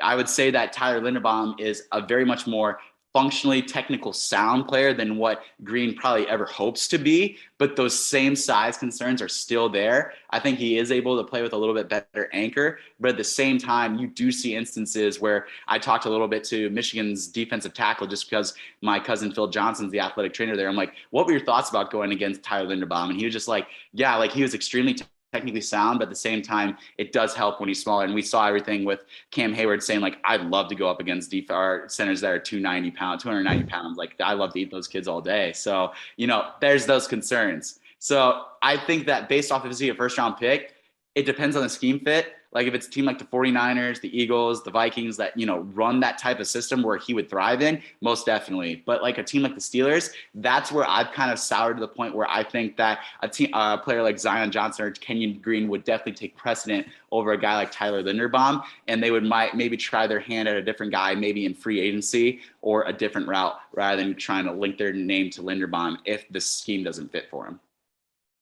Defensive line, Jonathan, a good group overall, but of course we have to talk about Jordan Davis, just one of the freakiest combine workouts. Everyone knows the numbers: 4.78 40, 10.3 in the broad, 32, I think, in the vert at 340 pounds. I think RAS score the second best ever, only behind Megatron. Just a crazy conversation to be put in.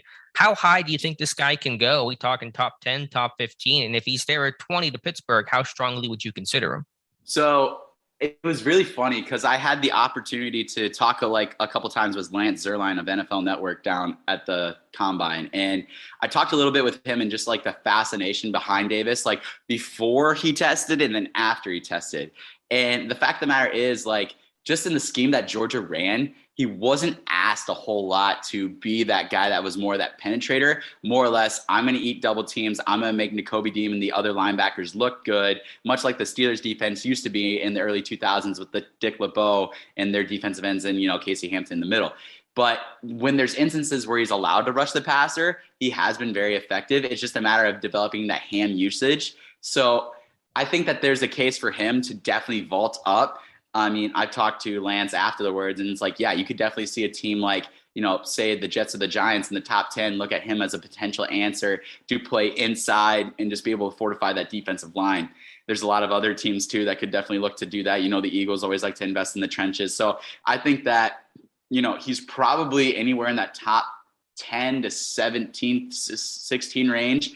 I listened to Tom Telesco from the Chargers talk the other day, and he talked about how he said that he prefers to have a guy that can rush from the inside as well as the outside. So they have their outside rusher in Joey Bosa, but they'll probably be looking for that more the interior penetrator, that pass rusher, when that could be any of your Georgia guys, whether that be Jordan Davis, Devontae Wyatt, Trayvon Walker, who can play up and down the line of scrimmage. So I think he definitely made himself a lot of money and can warrant going in that first round, and has more pass rush upside than he let on at Georgia just based off of how he used them.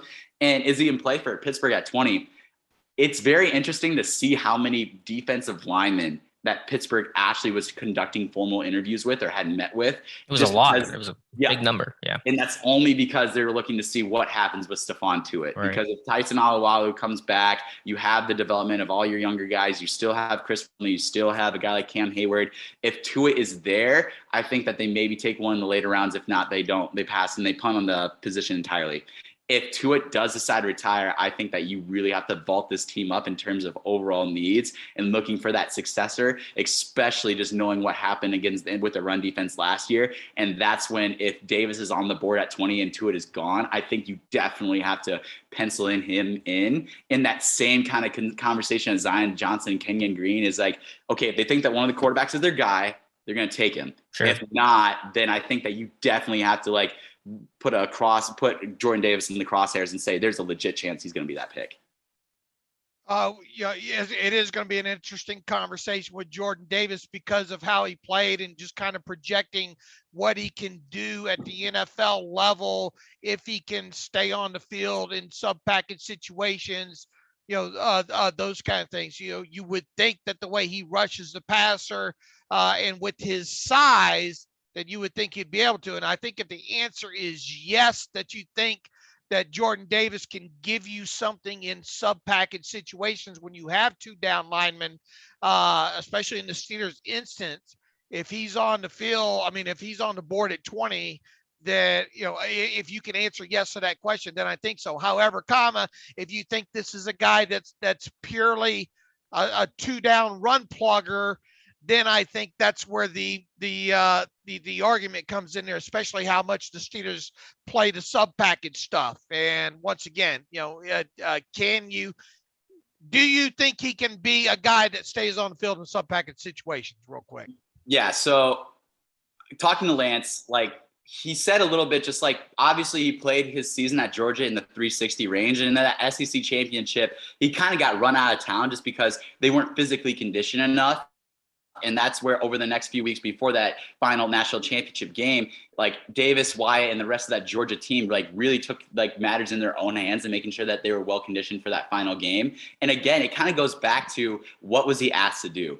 He wasn't really asked with guys like Jalen Carter, Devontae Wyatt, Trayvon Walker to be that situational sub-package pass rusher. He was more asked to make sure that the linebackers stayed clean, allowed them to run sideline to sideline and be able to attack the gaps while he was able to take up 2 blockers. So, but then we saw him lose almost 20 pounds, test like a freak, and, just show great movement skills, not even just, in his testing, but also in his ability to run the arc and like the hoop drill or being able to do this change of direction. Like there's no reason a man that big should be able to run and move the way that he does. So I would say that with him, especially speaking with him in interviews, one of the nicest, best interviews that you will ever talk to. This guy has his head on straight. He's a pro. He's going to be in the league for 10 plus years. He's probably going to be a Pro Bowl type of player, depending on if he is a nose tackle or if he's maybe, a 4-3 defensive tackle, maybe a 3-4 defensive end. Like he has that ability to. He talked about being able to match himself to the team that he goes to. So if the Pittsburgh Steelers would draft him and expect him to play a little bit of that, nose tackle, but being able to rush as a situational, like sub-package rusher, like we saw with Javon Hargrave when he was in Pittsburgh, I think that Davis would be able to fit that role, and knowing that he would be able to keep his body in check of where that we would need him to be. Compared to where at Georgia, he wasn't required to play that role. Whereas at the NFL, they may ask him to play that role, in which case he'd keep his weight under control and be able to play more of those third downs than he was asked to at that college level, just because of the expectation that was on him. Real quick. You're out there, I think, in Iowa.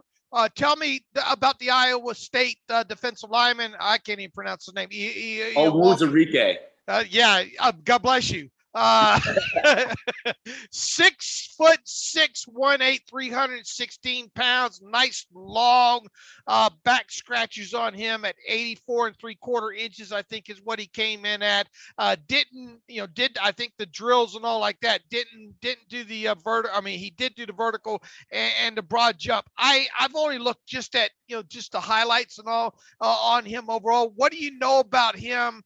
He was a Shrine Bowl competitor, so he's going to probably be on the Steelers draft board. Is he a potential later round guy for the Steelers? Most definitely. You look at Onwuzurike, and he's kind of like, I think Meade did the profile on him, and he's like more of that raw traits upside / guy that could be a guy that you look at somewhere on day 3 just because of the defensive line group in this draft class. But you look at his length, you look at his size, and you look at the way that he was utilized at Iowa State. Like, okay, he profiles more as an interior, like a 0 or 1 tech kind of guy. They played him as a 5 or even as a 7 tech in some cases, in which case, like, you go back to the UNI film, they had him on the edge against Trevor Penning, and he was giving Penning fits a little bit as an edge rusher, like being able to attack him on his outside shoulder, being able to utilize his hand usage. I mean, he had 8 sacks as a defender that, profiles more as an interior pass rusher, but he would move up and down the line based off the 3-3-5 defense that Iowa State loves to play in the Big 12. So he's more of that raw traits. He needs to learn to play with more consistent leverage against the run. He needs to be able to make sure that he doesn't pop up with his pads. There's some hand usage things that he needs to work on, but he's definitely one of those guys, like, he's a more toolsy player than what Loudermilk was coming out. And I think that, another guy that kind of, it's not a very fair comparison, but David Irving came out of Iowa State as well a few years back, and, long, 6'7", 295 pounds, projected as that, 3-4 or a 4-3 defensive tackle, 3-4 defensive end kind of guy. And, just super toolsy. Was very, very raw though. And you just saw him have a couple of blow up games with Dallas, but off the field issues affected him and his ability to consistently contribute for the NFL. Whereas I think Onwuzurike, while more of a different projection inside, I think that he brings those tools and those traits that teams are going to be really intrigued with. And he's going to be that guy that could be that defensive lineman that initially maybe doesn't dress right away on game days, but he could be carried as your 5th, 6th defensive lineman and could develop into a guy that brings that pass rush upside as long as he continues to develop his consistency, say, against the run. So better pass rusher than run defender starting off, right? Right now. Okay. He's very good at shooting gaps, being able to get penetration. He needs to be able to consistently take on blocks, being able to control man on man. But you definitely see instances of it where it's like, okay, this guy has the tools, he has the traits. He just needs to be coached up a little bit more.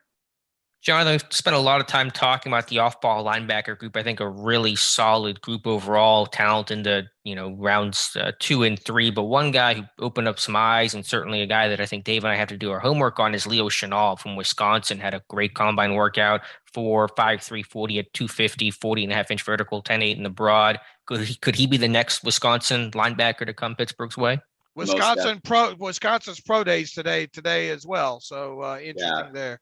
Yep, we're going to have to keep our eyes checked and see who goes there. But I would say that, depending on what happens with Joe Schobert being a Wisconsin guy, you could have out the door with one Wisconsin linebacker, in the door with another, or even if you get Schobert to take a pay cut, there's no saying that you can't draft this kid in probably the 3rd or 4th round. So Chanal, I didn't get to do his profile. Tom did his profile, but going back a little bit, because I wanted to include him in my mock draft, just because with Chanal, I thought Tom detailed the physical limitations pretty well with him. He's not a very good lateral change of direction, side to sideline mover, being able to work laterally against the line of scrimmage, as well as his ability. He has the ability to drop into coverage and run a little bit, but he just doesn't have that natural feel, which is very difficult for a guy that stands almost 6'3", 250 pounds. He's very much more of that downhill, I'm going to strike you, I'm going to hit you kind of guy, and which case he would be a perfect fit for that Buck system, or for the Buck position in the Steelers system at linebacker. And but didn't you just basically describe a kind of a little less athletic Buddy Johnson?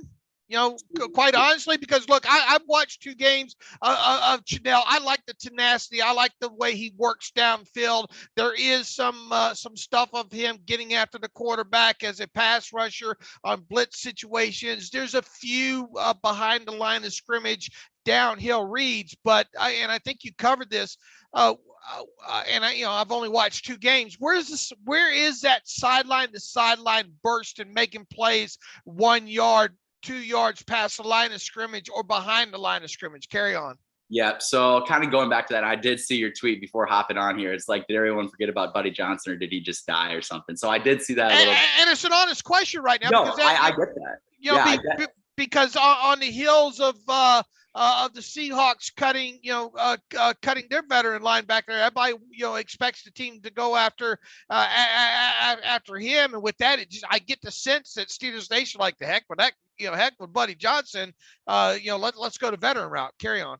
Yeah. So I think with Chanal, obviously being able to make plays sideline to sideline, you have a little bit of limitations there, which is why I projected him in the 4th round, early day 3. While he tested like a freak, I still would take guys like Damone Clark, Chad Muma, Darian Beavers. I would still have those guys kind of ahead of him just because of their overall game. But I do think that Chanal fits that role as that run enforcer, and just being able to, I would say that I'm very impressed with his ability to take on blocks, shed blocks, because there's points and times where, he'll make contact with an offensive lineman either in the hole or being able to come off on a blitz or a stunt.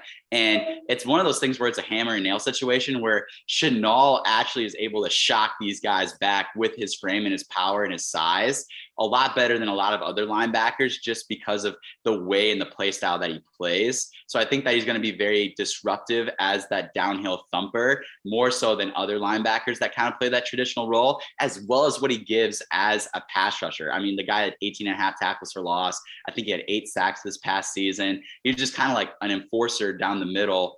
And I kind of compared his impact a little bit, watching him a little bit, to what Vince Williams was the last couple of years in Pittsburgh. As he didn't have this phenomenal tracking ability sideline to sideline, but he definitely shot gaps well. He was very good coming downhill, and he brought a great pass rush from that inside linebacker position. And you just look at, Jerry Elskalski, you look at who they just brought in, and Brian Flores, a guy like Leo Chanal kind of fits that big pumped up Buck linebacker that, Pittsburgh has traditionally had, is that downhill thumper that would be able to help against the run. I'm not saying that, he's a better player than what Buddy Johnson is, but I'm saying that he kind of fits that prototype of that position, what they would look for if they would address the position a little bit later in the draft. You worried about Devin Lloyd's 4.66 40, much more explosive, much more athletic on tape? Is there a cause for concern there? Or is it just one of those times where you sit there and say, trust the tape? Trust the tape, most definitely. I was watching it with Lance Zierlein when he ran that. And it's just like, you saw him running that slow. And I'm like, he's more of a player where you trust the tape on him. Like, he was never going to be this freaky, like long speed kind of guy. Right. He's a short strider. I guess maybe that hurts him a little bit. Exactly. Where you just kind of trust the tape. And he gets these comps to like Fred Warner, Darius Leonard, and, you know, some of the pro guys are high on him. They're not that high on him just because he seems to be a little bit slow to read and process initially at the time of the snap. But then once he knows where he's going and he's going to make plays, whether that be in coverage as a pass rusher or as a run defender. So it's one of those things where you definitely trust the tape. There's a lot of guys that tested better than him, but he still brings more of that well-rounded package that you want in a 3-down linebacker. Couple more minutes left with you, Jonathan. Give me maybe 2 corners that really helped themselves this week at the combine. 2 cornerbacks. Ooh, you're gonna limit to 2. Well, I'm trying to. It's gonna be a 2-hour show. We're buckling up here. Take your watch off. I know. So in terms of corners, obviously, like when the defensive backs came up to play, like those guys were ripping off like some crazy times. Yeah. I think that definitely Sauce Gardner made himself cornerback 1 in this draft class over a guy like Derek Stingley just because of the concerns. So like Stingley talked about, you know, not interviewing with the Steelers, not having a meeting step with the Steelers, and just Sauce's demeanor in his interviews, as well as the way that he tested. A lot of people did not think he was going to run low 4.4s. And his ability to confirm that long speed, as well as his just interview process, very nice, mild-mannered guy. Talked to him a little bit, and he's like, I never drink to drink. I never smoke to smoke. I want to make sure I'm great. I want to make sure that my family is well provided, taken care of for the rest of their lives. Like, man, this kid has his head on straight. No one's going to tell him different. And yeah, no, he definitely did himself a real service going through it this week. In terms of another guy that, you know, I think that a lot of the nickels showed out really well. And just based off of who the Steelers talked to, I think that their interest is more along that nickel defender, maybe than that prototypical outside cornerback. And I thought a lot of them did really well. I thought, you know, Cam Taylor-Britt had a lot of good plays down at the Senior Bowl. And a guy that really impressed me personally was Kobe Durant, the South Carolina State product, who was at the Shrine game, I believe. I need to talk to Owen as well as Josh and Mel about what they saw from him. But I threw him in my mock draft too a little bit later, but just caught every ball. He did very well. He looked very fluid in change direction, being able to flip his hips. Just looking through his tape, he had 2 interceptions against Clemson. 1 was a gimme, but I thought he was a very, very good player in terms of being able to contribute not only in pass coverage, but also very willing to come downhill as a run defender.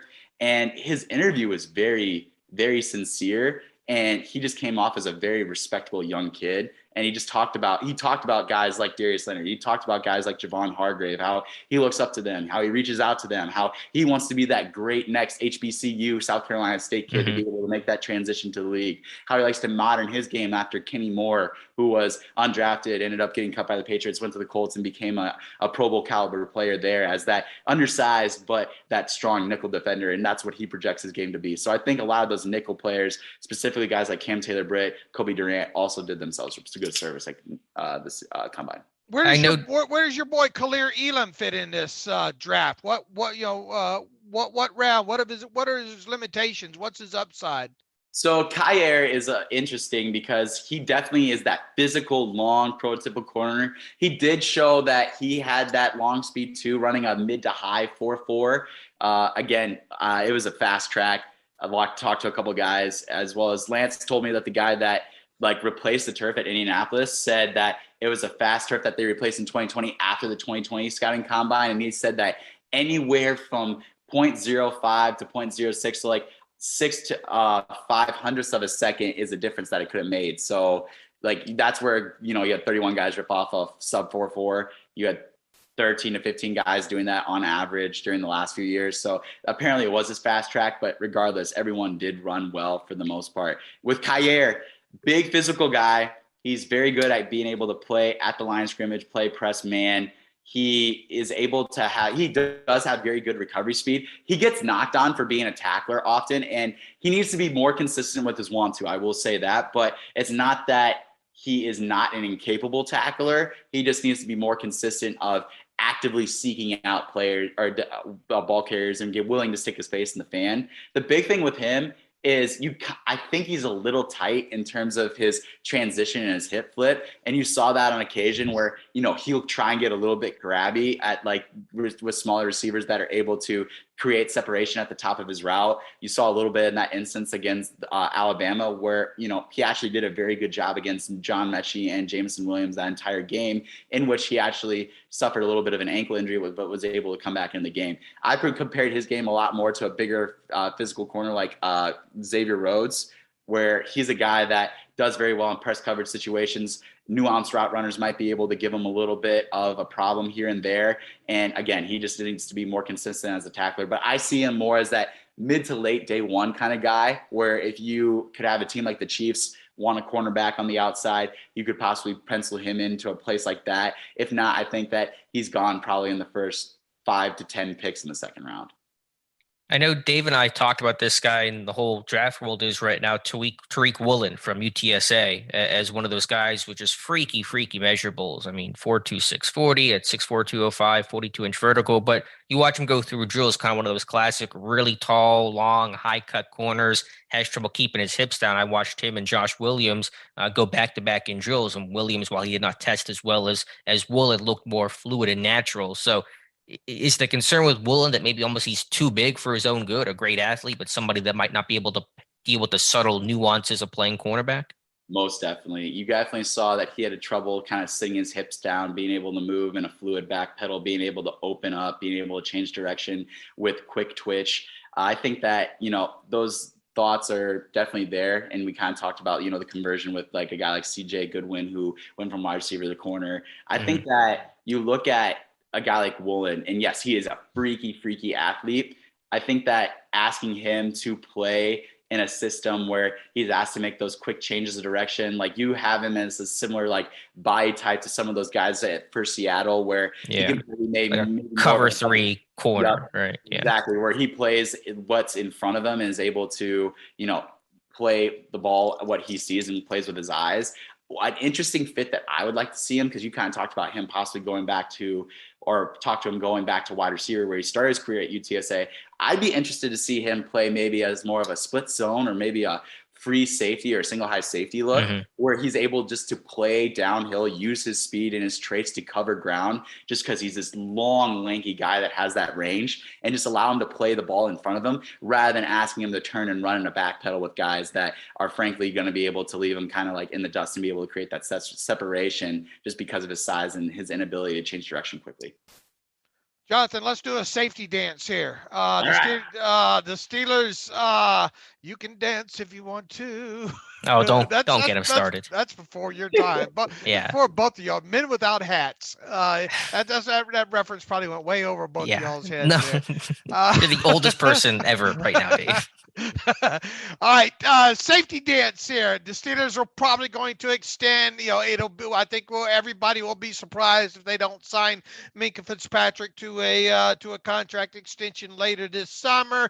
We'll see what happens with Terrell Edmunds here within the next couple of weeks. If I had to bet, I think they resign him for maybe at least a year or two. Even if they do, that still will not preclude them from drafting more of a strong safety type. They, of course, drafted Norwood last year. He's more free safety-ish, you would think, than strong safety-ish. I guess you see where I'm going here. I think if the Steelers draft a safety at all this year, it's probably going to be more of that, hopefully you actually have a long list, but you get what you can take. A guy that can play in the box, that can maybe run with some of these big tight ends, out of the slot and all like that. Give us some kind of that kind of player at the safety position the Steelers might be interested in, past the third round. Past the third round, okay. Right. So. Because, I think you agree. It's a little bit of a stretch maybe to expect this team to draft a safety in the first 3 rounds. Would you agree? I would agree, but I do have to say that there is an interest probably with the Steelers. They're doing their homework diligently on a couple of these safeties, more specifically a guy like Lewis Sine out of Georgia. Right.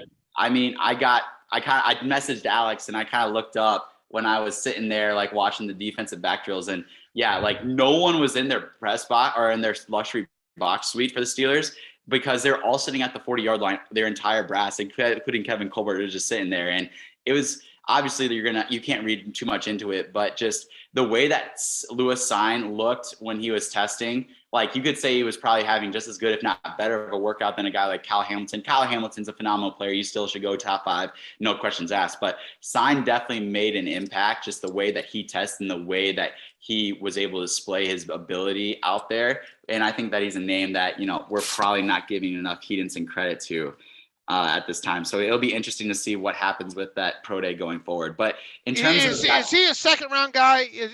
In other words, would he be on? And I hate to get into the old, he won't be there because there's so much of that. I'd rather focus on the player. But plain and simple, he's a top 100 guy, right? Yes, most definitely. Most definitely. I think that right now, I mean, the safety gets kind of like what you said, depending on the position or the safety you want, pick your flavor. So Hamilton's safety number 1. I don't think the testing is going to change that. But then guys like Lewis Sign, I think that he's probably, a team could take him late first, but probably more in that second round. And then guys like Dax Hill, who, I kind of knew coming out of Michigan, he's kind of that Swiss Army knife that he compared himself to Devin McCourty as this guy that can probably fits more as a free safety, but also is a very good nickel defender. I think he's also kind of up there too. Guys like Verone McKinley as more that free safety nickel kind of guy is kind of up there as well too. So Alex, would you say that Kirby Joseph is more of a free or a strong kind of guy? I viewed him more as a free, just from the Senior Bowl, as someone that I thought had good ball skills range. I think he picked off maybe 5 passes this year, so I haven't done a full evaluation, but I had more of a free safety impression. Okay, so with him, I mean, he was a guy that it kind of seems like the Steelers have interest in. A couple names that I think that definitely you have to link to them. Tyson Anderson, the safety out of Toledo, just the core special teamer, the interest, Toledo guy, and just his ability to be a backup, be able to contribute as a 4th-phase special teamer right away, and just his production at Toledo and just how he was just a very good interview as well too. I think that he fits the bill as that guy that could come in for Pittsburgh. Another one that makes so much sense depending on where he goes in the draft. I have no good gauge on it. I hope that we do a profile on him here soon, is Nick Cross from Maryland. Just the safety that he tested extremely well too. Big physical guy, like just over 6 foot, 212. And yeah, he ran a 4.34. I talked to him about his comparison to, like, if he talked to Antoine Brooks Jr. when he was there at Maryland, he's like, yeah, he was a senior when I was there, was very much a vocal leader of the team. I tried to model myself and, what he did off of what Antoine Brooks did, just being that versatile defender. Seems like a guy that can be very good in terms of coming up and run support, being able to be utilized in coverage. Obviously, he has that connection with Mike Tomlin, being Dino Tomlin's roommate at Maryland, from my understanding. That's a connection I remember. Okay. Yeah. Yeah. So I think Nick Cross and also a guy like Tyson Anderson are names that you have to have circles as potential safety options, as well as potentially guys like maybe like a Smoke Monday or a Bubba Bolden, who are those Power 5 guys, project as that strong safety that can play more in the box and, kind of fill that role as like that late 6th, 7th round pick. Nick Cross should fall a little bit just for the sheer fact not a lot of just not a lot of experience at the college level, even though he did some stuff that really I guess he did have 45 total tackles there in 2019, but I think he's coming out as an underclassman there. And overall, when you look at the state, he's a guy that could potentially fall a little bit later there. When you look at Quentin Lake, obviously we talked a lot about him during the Shrine Week and all like that. Is he draftable?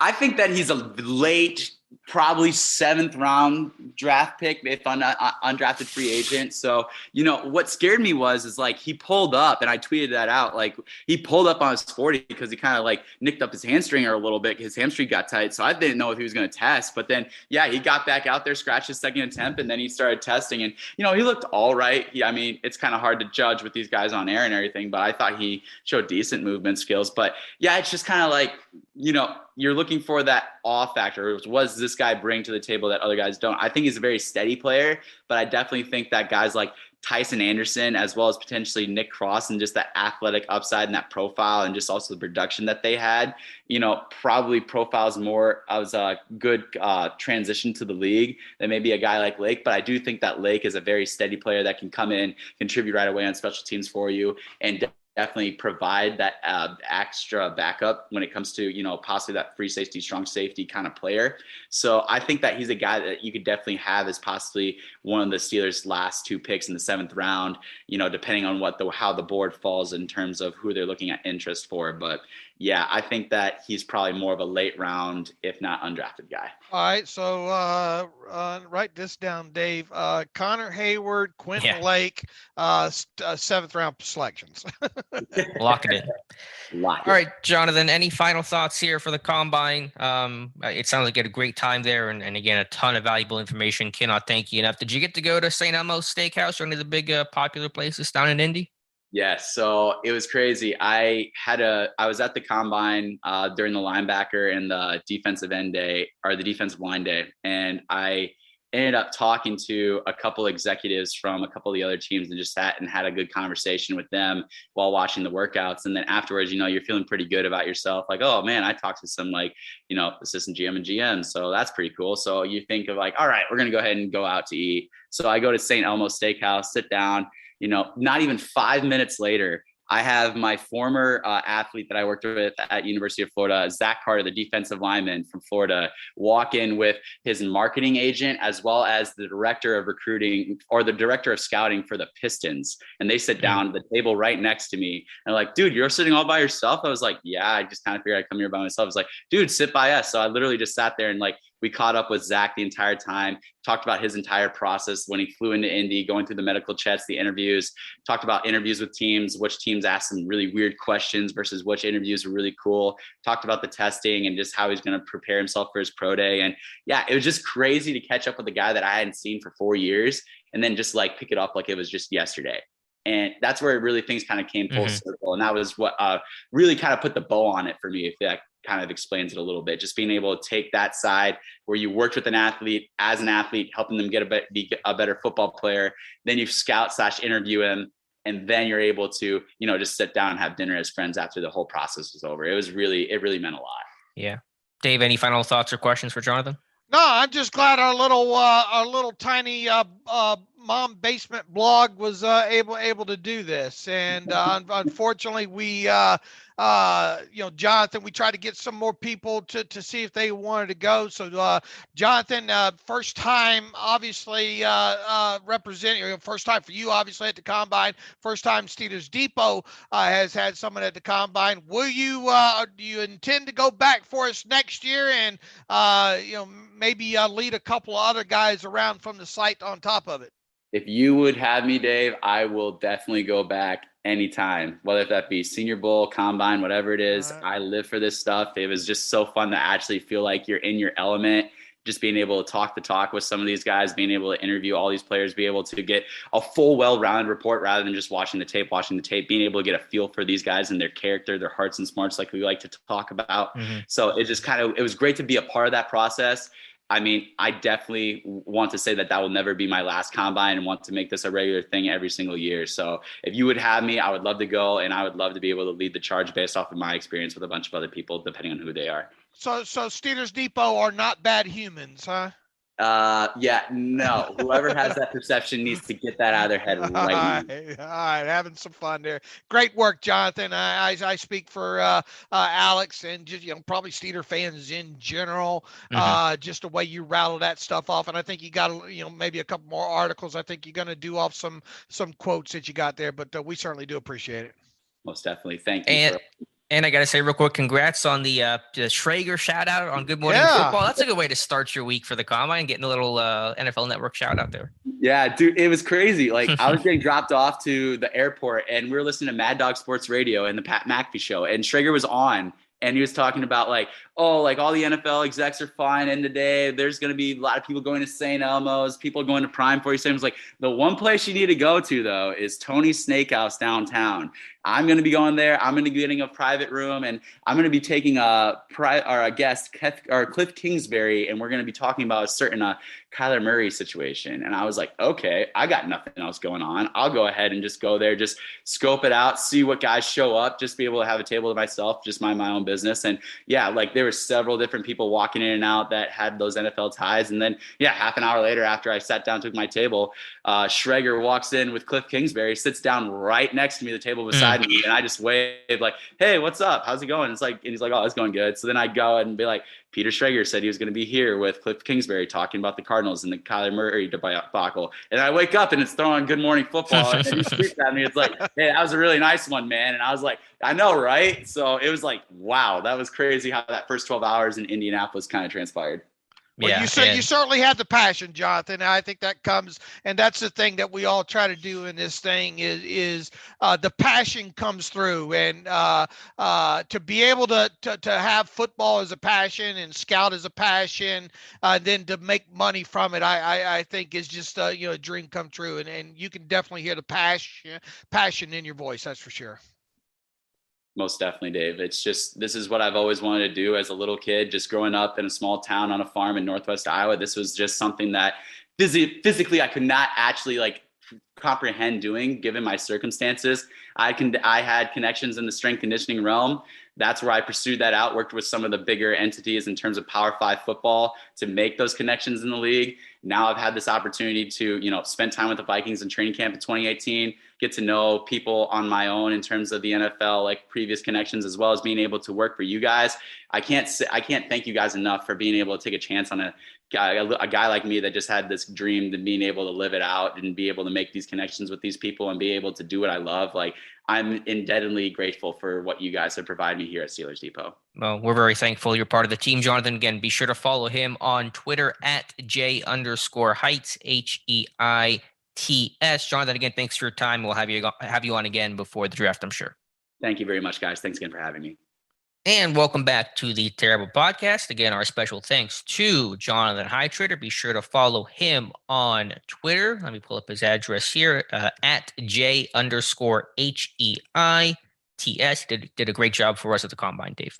Absolutely. And look forward to, as we mentioned, to sending him back there again next year. And that's obviously not going to be the last time that we have him on this offseason talking NFL draft. Mm-hmm. Absolutely. So a couple non-quarterback related bullet points we wanted to touch on before we get to reader emails. Mike Williams not hitting free agency, cashing in on a 3-year, $60 million deal to stay with the Chargers. That makes Mike Williams happy. It makes Chargers fans happy. Also makes probably Deontay Johnson happy, Dave.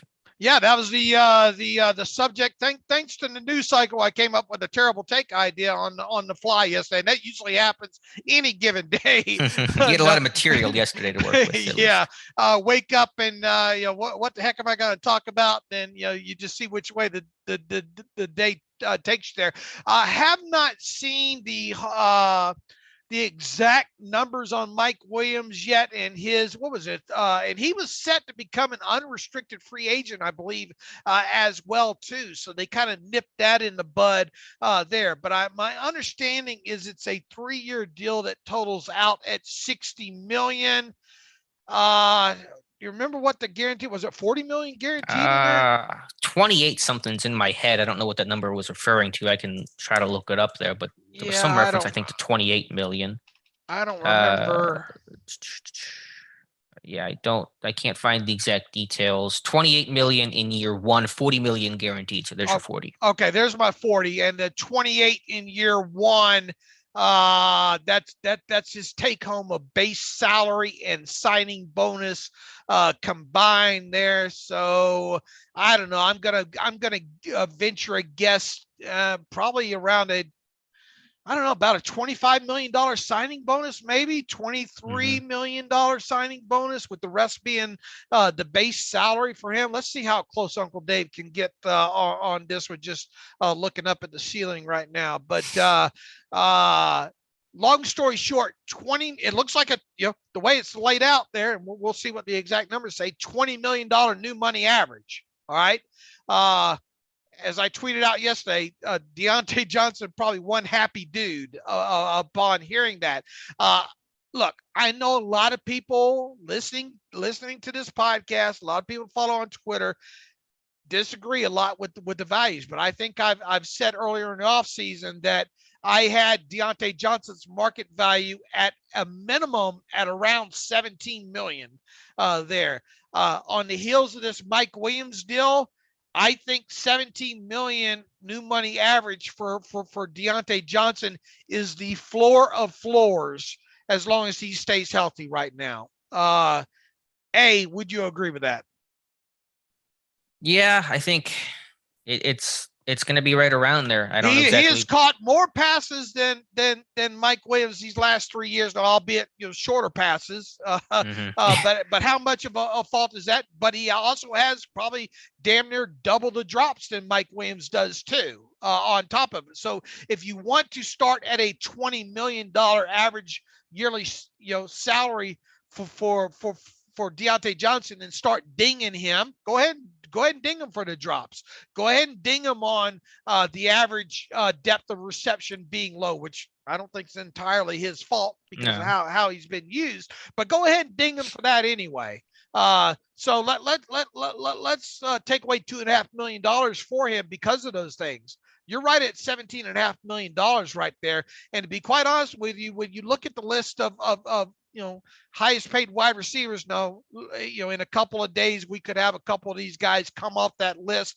Amari Cooper, I think there's some, talk about what's going to happen with his future and all like that.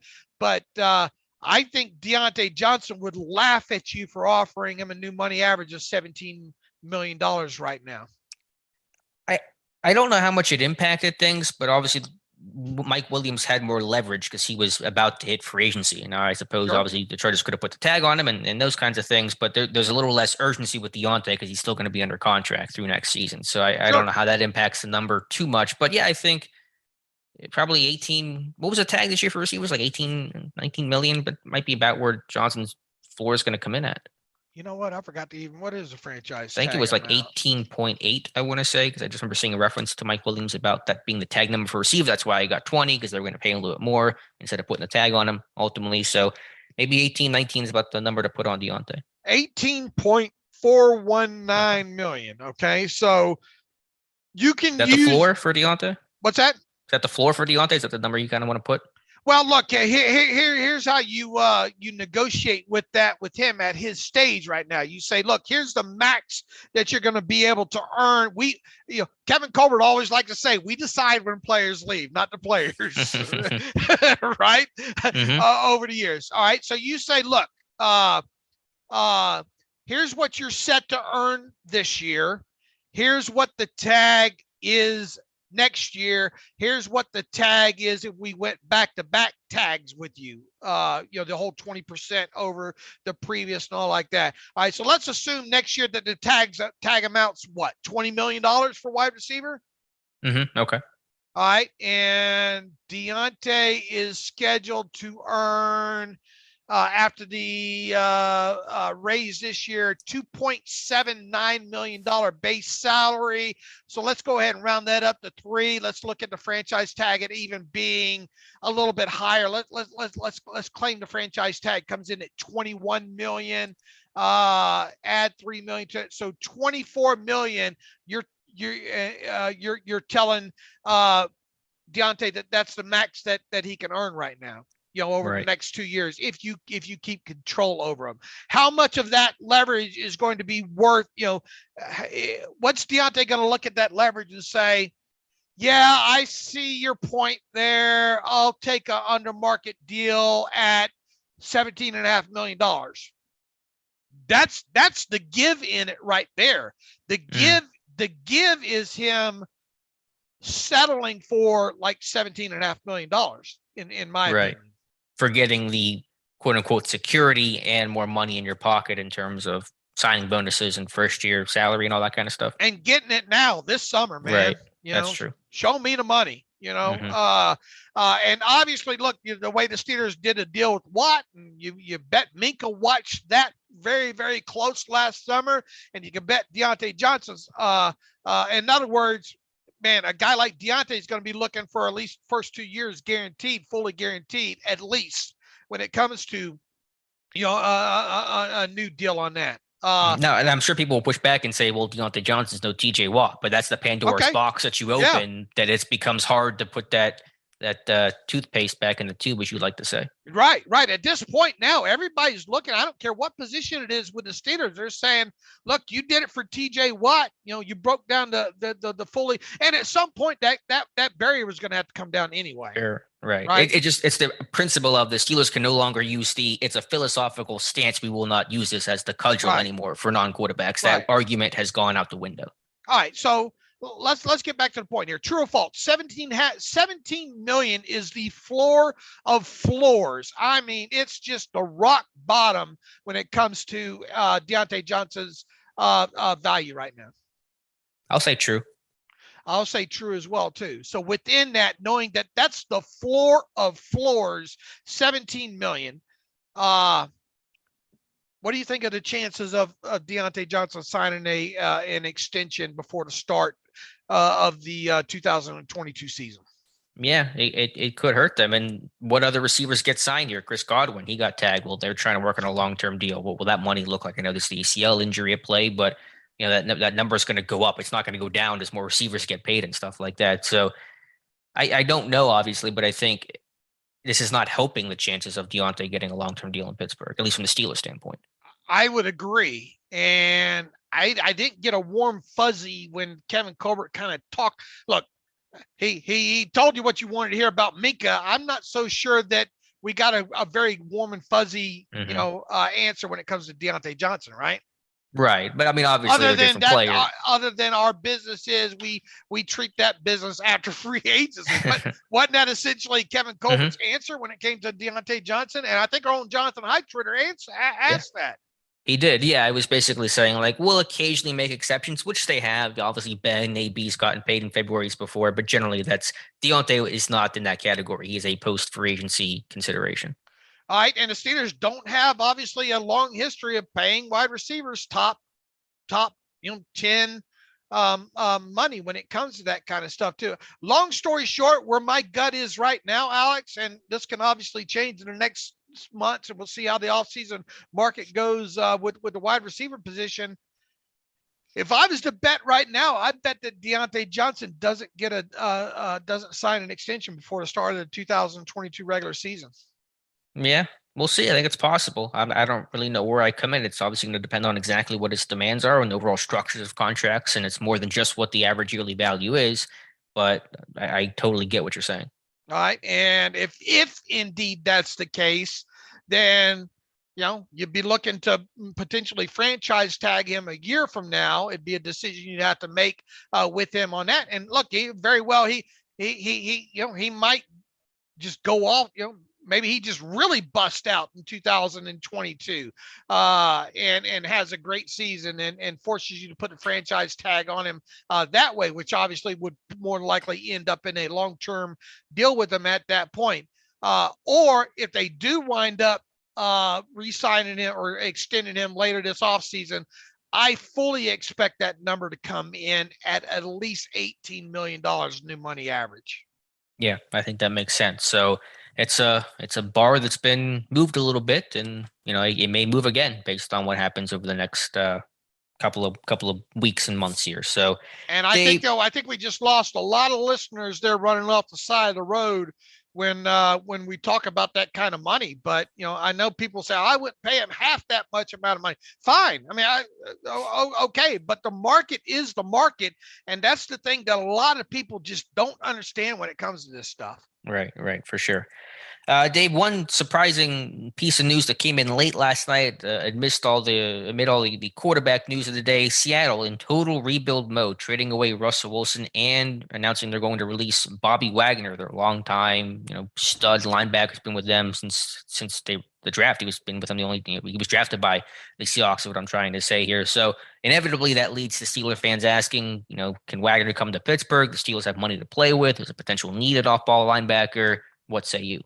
I mean, I get it. I mean, I get and we're going to be doing that a lot this next couple bingo weeks. Card, free space. Yeah, we're going to get a lot of the Steelers should call this guy and absolutely have to sign this guy. Look, Bobby's a hell of a player, is he not? He's led the NFL in total tackles for like how many damn years in a row? Lots of them. Like, I mean, he's obviously an extinctual captain. Mike Tomlin just talked really glowing about him last year during his press conference ahead of the Seahawks game, that kind of thing there. But look, people hate to hear this kind of stuff. The Steelers don't have a long history when it comes to signing over 30 defensive players for more than a minimum who have never, I know it's a lot of this, that, and the other, but it's what we track, who have never played for the franchise before. I think in short, you're looking at guys like Mike Jones way back in 2001. And then Melvin Ingram last off season. Do you want to add Tyson Alualu on a technicality because he turned 30 not soon after the Steelers signed him a couple years ago? Outside of that, there's not a lot of history to suggest that the Steelers would go that route. And look, it's not like Bobby Wagner's just, like the table's missing the leg out by the side of the road, right? There's a picture to paint. Yeah, I mean, this isn't your ordinary side of the road trash, I don't think. And because of that, I think Wagner's going to have a lot of interest in him. And I think Wagner's going to be a little bit choosy too, because he's about to be 32, right? That's yes. His age. Yes. I mean, how many more years does he have left? And wouldn't you think he'd want a good shot at maybe winning a Super Bowl in 2002? And apologies to Steelers fans, I'm gonna need my arm twisted a little bit to think a Steelers are a great opportunity for a guy like Bobby Wagner to win a Super Bowl in 2022. Right. I mean, first of all, Pittsburgh has to do something with Schobert first before any of that conversation even takes place. So there's going to be a big market for Wagner. He's a West Coast guy. He's born in LA, went to Utah State, played in Seattle. I don't know if he wants to come all the way east side for a year or two in his career. Pittsburgh, throwing money at a linebacker who's been a great linebacker who can still play, but big money for an off-ball linebacker, 32.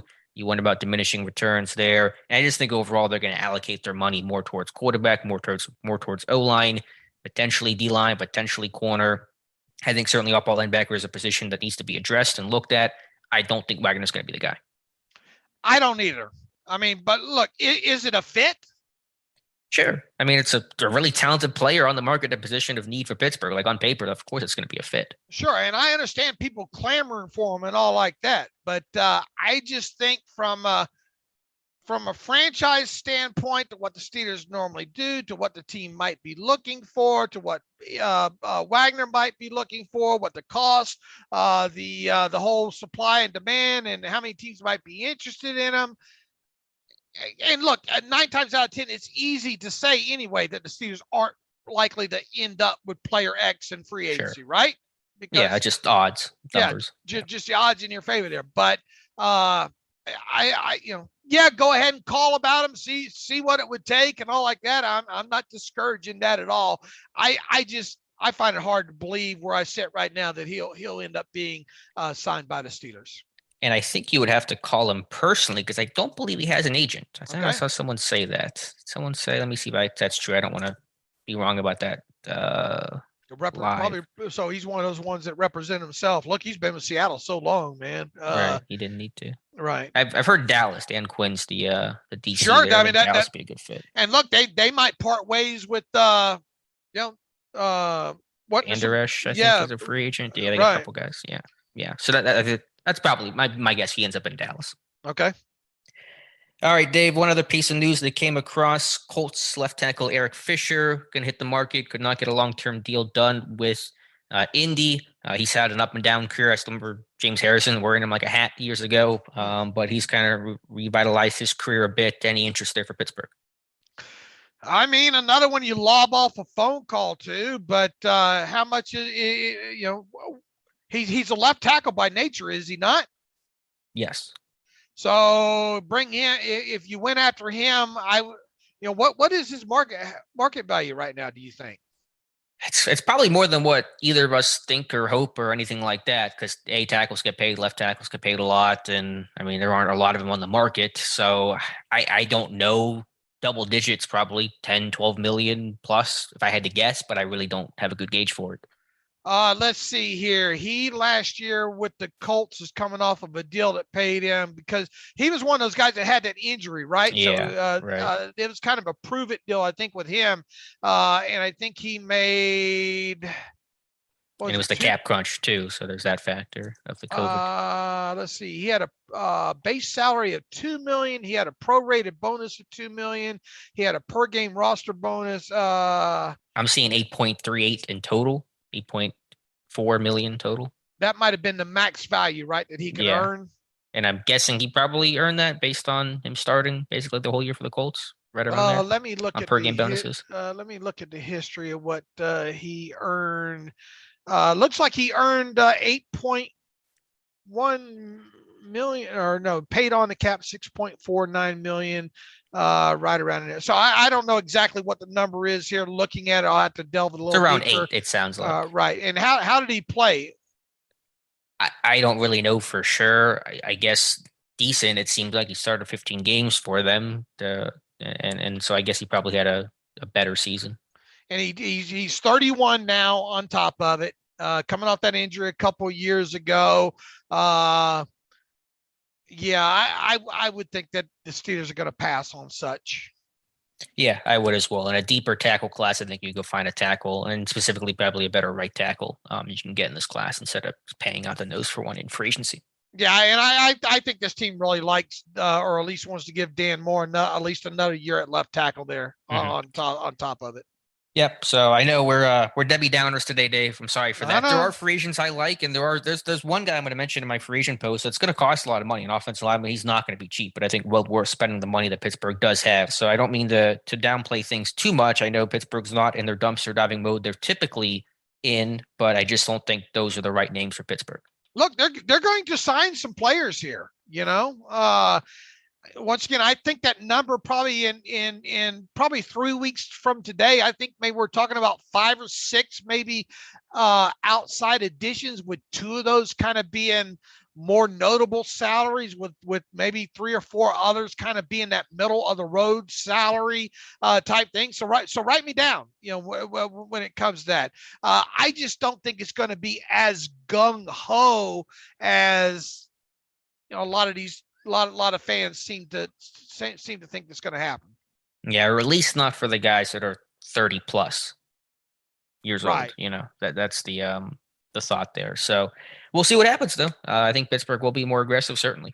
Yeah, I think it's going to be an exciting time because once again, this team has a lot of holes in a lot of different areas, and I would think within a week or so, we should start hearing about some of the guys that they re-signed and how that shapes things. Mm-hmm. So it indeed is going to be an exciting next 2 to 3 weeks here.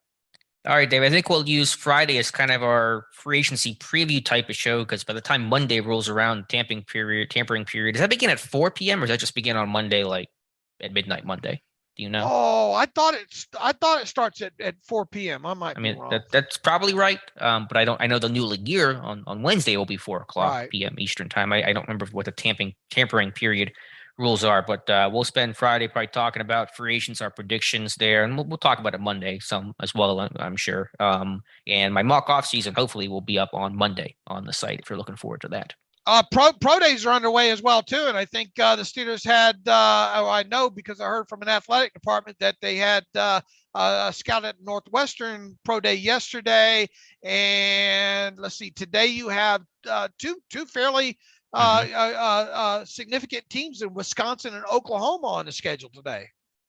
Yes, and so you'll have Treylon Burks, the receiver. He did not run his 40 again. His vertical is a little bit better, 35.5 inches. And Leo Chanal from Wisconsin, a couple of those guys to look at. So we'll see. I've already been trying to see if I can find any Pittsburgh guys there, but it's just underway, so I've not been able to find anything. And well, certainly kind of our time of year to see where this team goes. They were not at Miami, Ohio yesterday, which they have Sterling Weatherford. There was not a combine invite. And so them not being there is usually a bad sign for showing interest in a guy. All right. Real quick to some emails here. Dave in Chicago writes in, it's clear to me anyway that in a QB heavy AFC, the Steelers are not legitimate Super Bowl contenders until they find their next franchise quarterback. Furthermore, all the tea leaves point to them selecting the uber raw Malik Willis as the guy, which means the mini rebuild will take that much longer. He says, I know the Steelers won't consider it, but if you're the GM, would you approach Cam Hayward about trading him to a team that would give him a legit shot at a ring before he retires, that would give you more draft capital to build around the new quarterback, and also avoid a huge dead money hit when Cam eventually retires, just when the next Super Bowl window is hopefully opening? It would hurt in the short term, but I think it would help make them better in 2 to 3 years when they'll be ready to challenge the top dogs in the AFC. So basically, we're going to start off with a hypothetical in here. And Dave, apologies, but this is a silly hypothetical if you ask me, because what does it matter even if we think the Steelers should trade Cam Hayward? Yeah, well, I understand just asking our opinion and thoughts on the idea, but it's a non-starter for me. No chance. No chance of my trading Cam Hayward. Leader. We've lost so many leader guys, glue guys over the last couple of years, this offseason included with Ben's retirement. Not a chance do I trade Cam Hayward. No, I don't pick up the phone about Cam Hayward. I'm with you as well, too. So, I mean, I guess I get where he's coming from here, but that's kind of out there if you ask me. Mitchell Trubisky from Brandon. Every day we get closer to being a reality. Well, I'm glad that Aaron Rodgers stayed put. Great player he really is. However, unless you're going to fork over the next 3 draft classes or significant portions and you're ready to win now, what would be the point? Now, God, please no on Mitchell Trubisky, he writes. I don't see the upside with him, and the argument for him is he made a Pro Bowl. As Dave likes to say, keep putting lipstick on that peg. Look, I mean, I don't think any of these guys that the Steelers are about to sign here are going to be cause for a parade. I never bought into any of the Aaron Rodgers stuff on top of it, that kind of stuff. So don't see any of that, worth looking into on top of it there. So don't be surprised if Trubisky lands with the Steelers. Yeah, I'm not saying I would love it. I think I made my thoughts clear on Trubisky, and the idea of every coach who thinks they can fix a former first-round pick usually doesn't work out that way. I'm still not sure what Trubisky has done to justify a potential $10 million average salary, annual salary, but that may happen. Okay, let's see if we can get to 1 or 2 more real quick here. Jim Bendis says trading up for a quarterback. Yes, I know that you guys are not big fans of trading up for a quarterback this year. No, I know, I never said that. Jim, and Alex, I think has said several times. Pretty open to it. If Alex says if that's your guy, go get him. Yeah. And I've said the same thing. My thing is, I wonder if they'll do it. You know. So Jim's putting words in our mouth there saying, I know you guys are not big fans of trading up for a quarterback this year. I mean, I can't count the number of times that Alex has said, if that's your guy, go get him no matter what the cost. But anyway, Jim goes on to say, but in my bones, I feel someone is going to be desperate and trade up for the New York Giants, number 6 spot. Aren't the Giants 7th? Don't they have 2 picks? Do they? I have to look at the draft order. I thought they have 2 picks here. Were they part of the Justin Fields trade last year, I want to say? The Giants have 5 and 9? 7. 5 and 7? Okay. Right. For that. Let me continue the email. Let me go back here. He says trade up for the New York Giants number 6 spot. I thought the Giants had, correct me if I'm wrong, Alex, don't the Giants have 5 and 7? I mean, is that what you looked up? Because it sounded I thought so. Let me look here. Yeah, I'm showing 5 and 7 here, so I don't know. Are they saying like to go to 7 to get ahead of the Giants at 6? But the Giants have 5, so like you're not leapfrogging their first pick. He says, I feel someone is going to be desperate and trade up for New York Giants number 6 spot for either Willis or Pickett. I'm assuming he probably means, well, I mean, what does he mean? Number 7 or number 5? It's right in the middle there. Yeah, If the Steelers, he says, if the Steelers trade up, I assume for Willis, What will it take in your humble opinion? I mean, my humble opinion is, and I wrote about this yesterday because there was a mock draft from USA Today that has the Steelers going up to number 7. Well, I mean, and my humble opinion is it would cost more than what it cost the Steelers to get Devin Bush from 20 to 10 a couple of years ago. And that was swapping first round draft picks. And it was also a second, next year's second, wasn't it? Second, and there was a third involved too. What? It was the first third in that year's draft and then next year's second. So 1, 3 and next year's second for Bush. Right. All right. So what does it take, Alex? I guess that's the question. I mean, trying to figure out trades, man. I mean, yeah. I understand, but Kevin Colbert said he doesn't go by a trade chart. So was it my trade terms? I'm getting. Am I right on that? Was it first? We just talked about this. You think I would remember what the trade terms were for Devin Bush? Now I'm just making sure I'm not incorrect here. All right. What was it for Devin Bush? It's not even. They traded the first, second, and next year. Okay, first, second, and next year's third. I was right. So sorry, I was thinking about that. Yeah, it's going to take more. I mean, you're going up more spots and for a quarterback where there's going to be more competition, I presume, for that quarterback there. So what that will take, it's hard to say for sure. Every draft's different, but it's going to cost more than what I just laid out for you guys. Right. So I mean, look, if you could get it for the same terms that you got moved up for Devin Bush, have at it, man. I just wonder if they'll do it, but it goes back to what Alex has said several times. And look, you're not going to compete in this league unless you have a franchise quarterback. So long story short, if a guy like Malik Willis is your guy, does it even matter what you give up? I mean, yeah, to some degree, you don't. I mean, do you want a Ricky Williams Hall type situation here? I mean, obviously, there's a limit to what you would give, but in short, I mean, if it cost you, let's say it costs you next year's first and second round pick, along with swapping first this year, then you do it, right?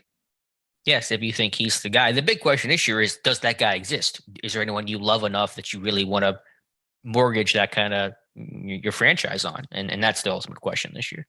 Look, I am still buying all the smoke about their love for Malik Willis. So take that for whatever you think it's worth. What the package would like, how far they would have to go up, who knows? But if we get here on, right at draft day or a little before, and there's a trade announced with the Steelers moving up and they end up drafting Malik Willis, I'm not going to be shocked. No. Yeah. And I think they would be willing and probably even in a sense plan on trading up for a quarterback if the opportunity presents itself. All right, Pastor Joe Green on James Daniels. What a great time of year, blah, blah, blah. I hope all is well with you both. Love the site and the show. Lucas Campbell, Steelers Depot writer, hit it on the head on Monday. James Daniels guard/center from Chicago Bears would be a perfect fit with the Steelers. He is a very talented guard that is capable center. Pat Meyer, new offensive line coach, loves longer and bigger. Daniels may only be 6'3", but he has long arms at 33 3/4. He is extremely athletic for a big guy, 31-inch vertical and 7.9 or 2.9 3-cone. I don't ever remember seeing an offensive lineman with a 7.29 3-cone. By the way, Jarvis Jones was 7.46, he writes. He's only 24. Sign this guy to a 4 or 5 year deal. Alex, thoughts on James Daniels? He may or may not be the guy I was referring to earlier when I said there's one offensive lineman I really think this team should go after and pay out the nose for, but you'll have to wait until tomorrow for that answer. Okay, so let's use that as a stopping point here. Before we go, Will Graves from the Associated Press has been really tweeting out some, just constantly, every few months attacks our site and what we do and how we do it, and makes a big deal about that. Then turns around and says, I know these guys link to my stuff and tweet my stuff out and stuff like that. And, yesterday, Tuesday in particular, he went after Matthew Marksey, and a recent article that Matthew Marksey wrote that included some quotes on Brian Flores.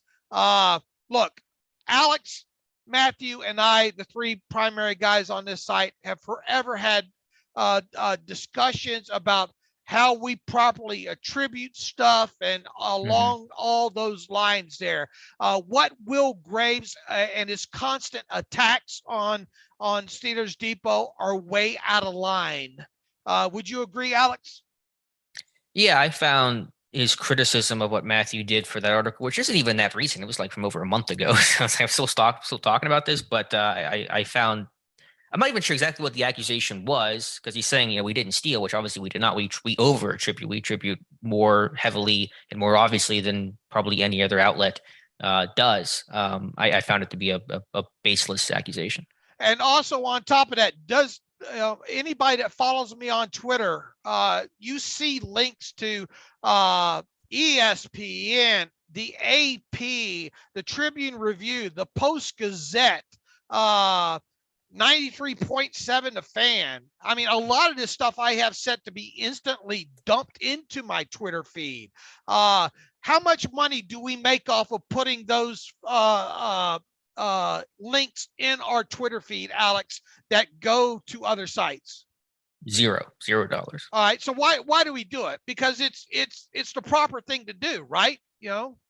Even though we don't get any love back from these outlets, it creates discussion, and there's a lot of good stuff out there. A lot of times that we link to. How many links do we usually get from the other mainstream outlets, Alex? 0. Also 0. Yeah.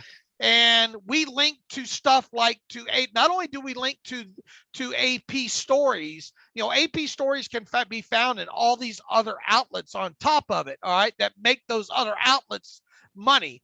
I make sure to link directly to the AP news page because their ads on it will obviously draw them the most money. And then they can turn around and pay guys like Will Graves and all. So the constant attacks from Will Graves against Steelers Depot will not be tolerated. And that's why we're spending a portion of this podcast to address this. If any of you have any issues with what I just said about all this, feel free to email us at theterriblepodcast@gmail.com. And if you feel any need to push back at Will Graves, it's at Will Graves AP on Twitter. I'm not going to sit around and let my guys be attacked. Steelers Depot has done nothing wrong through all this. And once again, Matthew Marksey, Alex Kozora, and myself, who really have a lot to say with what happens in the day-to-day operations with Steelers Depot, have a lot of talks on how we properly attribute stuff and things of that nature there. So I just thought everybody should be informed in case you're not on Twitter and see all that stuff. That we are, Will Graves in particular has continued to attack us on Twitter. Alex, anything to add? Yeah, just a couple quick thoughts, because I guess the issue was less about the attribution and more about just the decision to aggregate an article. I mean, aggregation's universal. Basically, every outlet does that. The Trib does that. I mean, I'm sure the AP to some degree probably does that as well. We've actually, I think, pulled back a lot on aggregating articles that have already been written. So in a Trib article that someone wrote or an AP article, we've been able to do a lot more like we're listening to the interview ourselves and not writing it from what another article said. For example, with Will Graves, I just pulled up just to searching his name. Since October of 2020, his name's only appeared in an article 6 times, and not all those are even like his articles that he wrote might have been a reference to something else, some tweet or something like that. So we barely use his stuff at all, and he's written a bunch of articles. And again, the number of articles we've written that were aggregates of other articles have gone way down across the board, probably over the last year or two. And then to the point about whenever we do aggregate an article that's already been written with other quotes, we make sure to use just a small portion of that. And Matthew, in that article about Terrell Austin, used probably 1.5 quotes out of a very long, basically feature piece on Austin that had 8 to 10 quotes in it. So it was a small section of that to get out, kind of the central theme, and then Matthew added his own spin and stuff like that, which often whenever I write aggregate content, usually there's some new thought that I come up with, a new angle or just some other opinion on the matter, which bore out a lot of great discussion in that article, 142 comments on it. So I think for all those reasons, in terms of attribution, we're good. And then in terms of the aggregate, I think we're very careful about how much we take, and certainly adding our own content as well. We don't have to do any of those things for our own ethical reasons. We just do that because we think it's important for us to bring value to the site. And the same with adding the links into the Twitter feed, right? Yeah, it's the same thing there. And again, for the attribution, for the articles, those two Brian Flores posts alone were tweeted at least twice in my Twitter feed. Okay. Mm-hmm. Both going to the AP site. And I think I looked at the analytics on those. Those produced 100 clicks to that left Twitter to go to read that page on the AP. And here's something else that Will Graves once again, it's at Will Graves AP, one word. Once again, he said, well, we didn't mention him by name in the tweet either. He got upset about that. Which tweet? All tweets, like really. What? Pretty much all tweets. He, in short, he gets mad that it's not, that he's not mentioned by name in the tweets. I mean, I don't know if a lot of people really do that. And again, it's mentioned explicitly in the article. In the article, we wouldn't even have to mention his name. We could just say via the AP and just leave a short link in there. But we mention the name, we tag the name, we have a fairly long URL, at least Matthew did in that particular article. So I think we go above and beyond to attribute as explicitly as possible. With which we don't have, there's no requirement that we do that or any even like ethical obligation to do that. But I think it's important that we do that. And we've done that for a long, long time. All right. So, anything else to add on this? And once again, listeners, if you want to look, a lot of people listening might not agree with how we do things at Steelers Depot on this podcast, or might have issues with me. I get it and all like that, but we really think Will Graves has been out of line here recently. And this, if you feel the same way, speak your word and reach out to Will Graves AP on Twitter. Anyway. I think we've said enough about that. We are not going to tolerate, the kind of stuff that, the kind of abuse that we get from these guys. All right, Dave. So I think on that note, we'll wrap up today's show and come back on Friday to talk about what else has happened in the world of the Steelers and sports and NFL, and certainly have an eye towards free agency, which will begin next week. All right. With that, you can follow me on Twitter at Steelers Depot. Follow Alex at Alex_Kozora. Follow the show at Terrible Podcast. Email the show, theterriblepodcast@gmail.com. If you like what we do and want to donate to the cause, go to SteelersDepot.com, hit the donate button, upper right navigational bar. Also, if you want an ad-free version of the site, go to SteelersDepot.com, hit the ad-free version as well. Alex and I will be back on Friday. We appreciate everybody that listens to us and supports the site and follows us on Twitter and all like that. But every once in a while, some of these things need to be addressed, and Alex and I both got it out of our system today. So with that, as always, thanks for listening to the Terrible Podcast with Dave and Alex.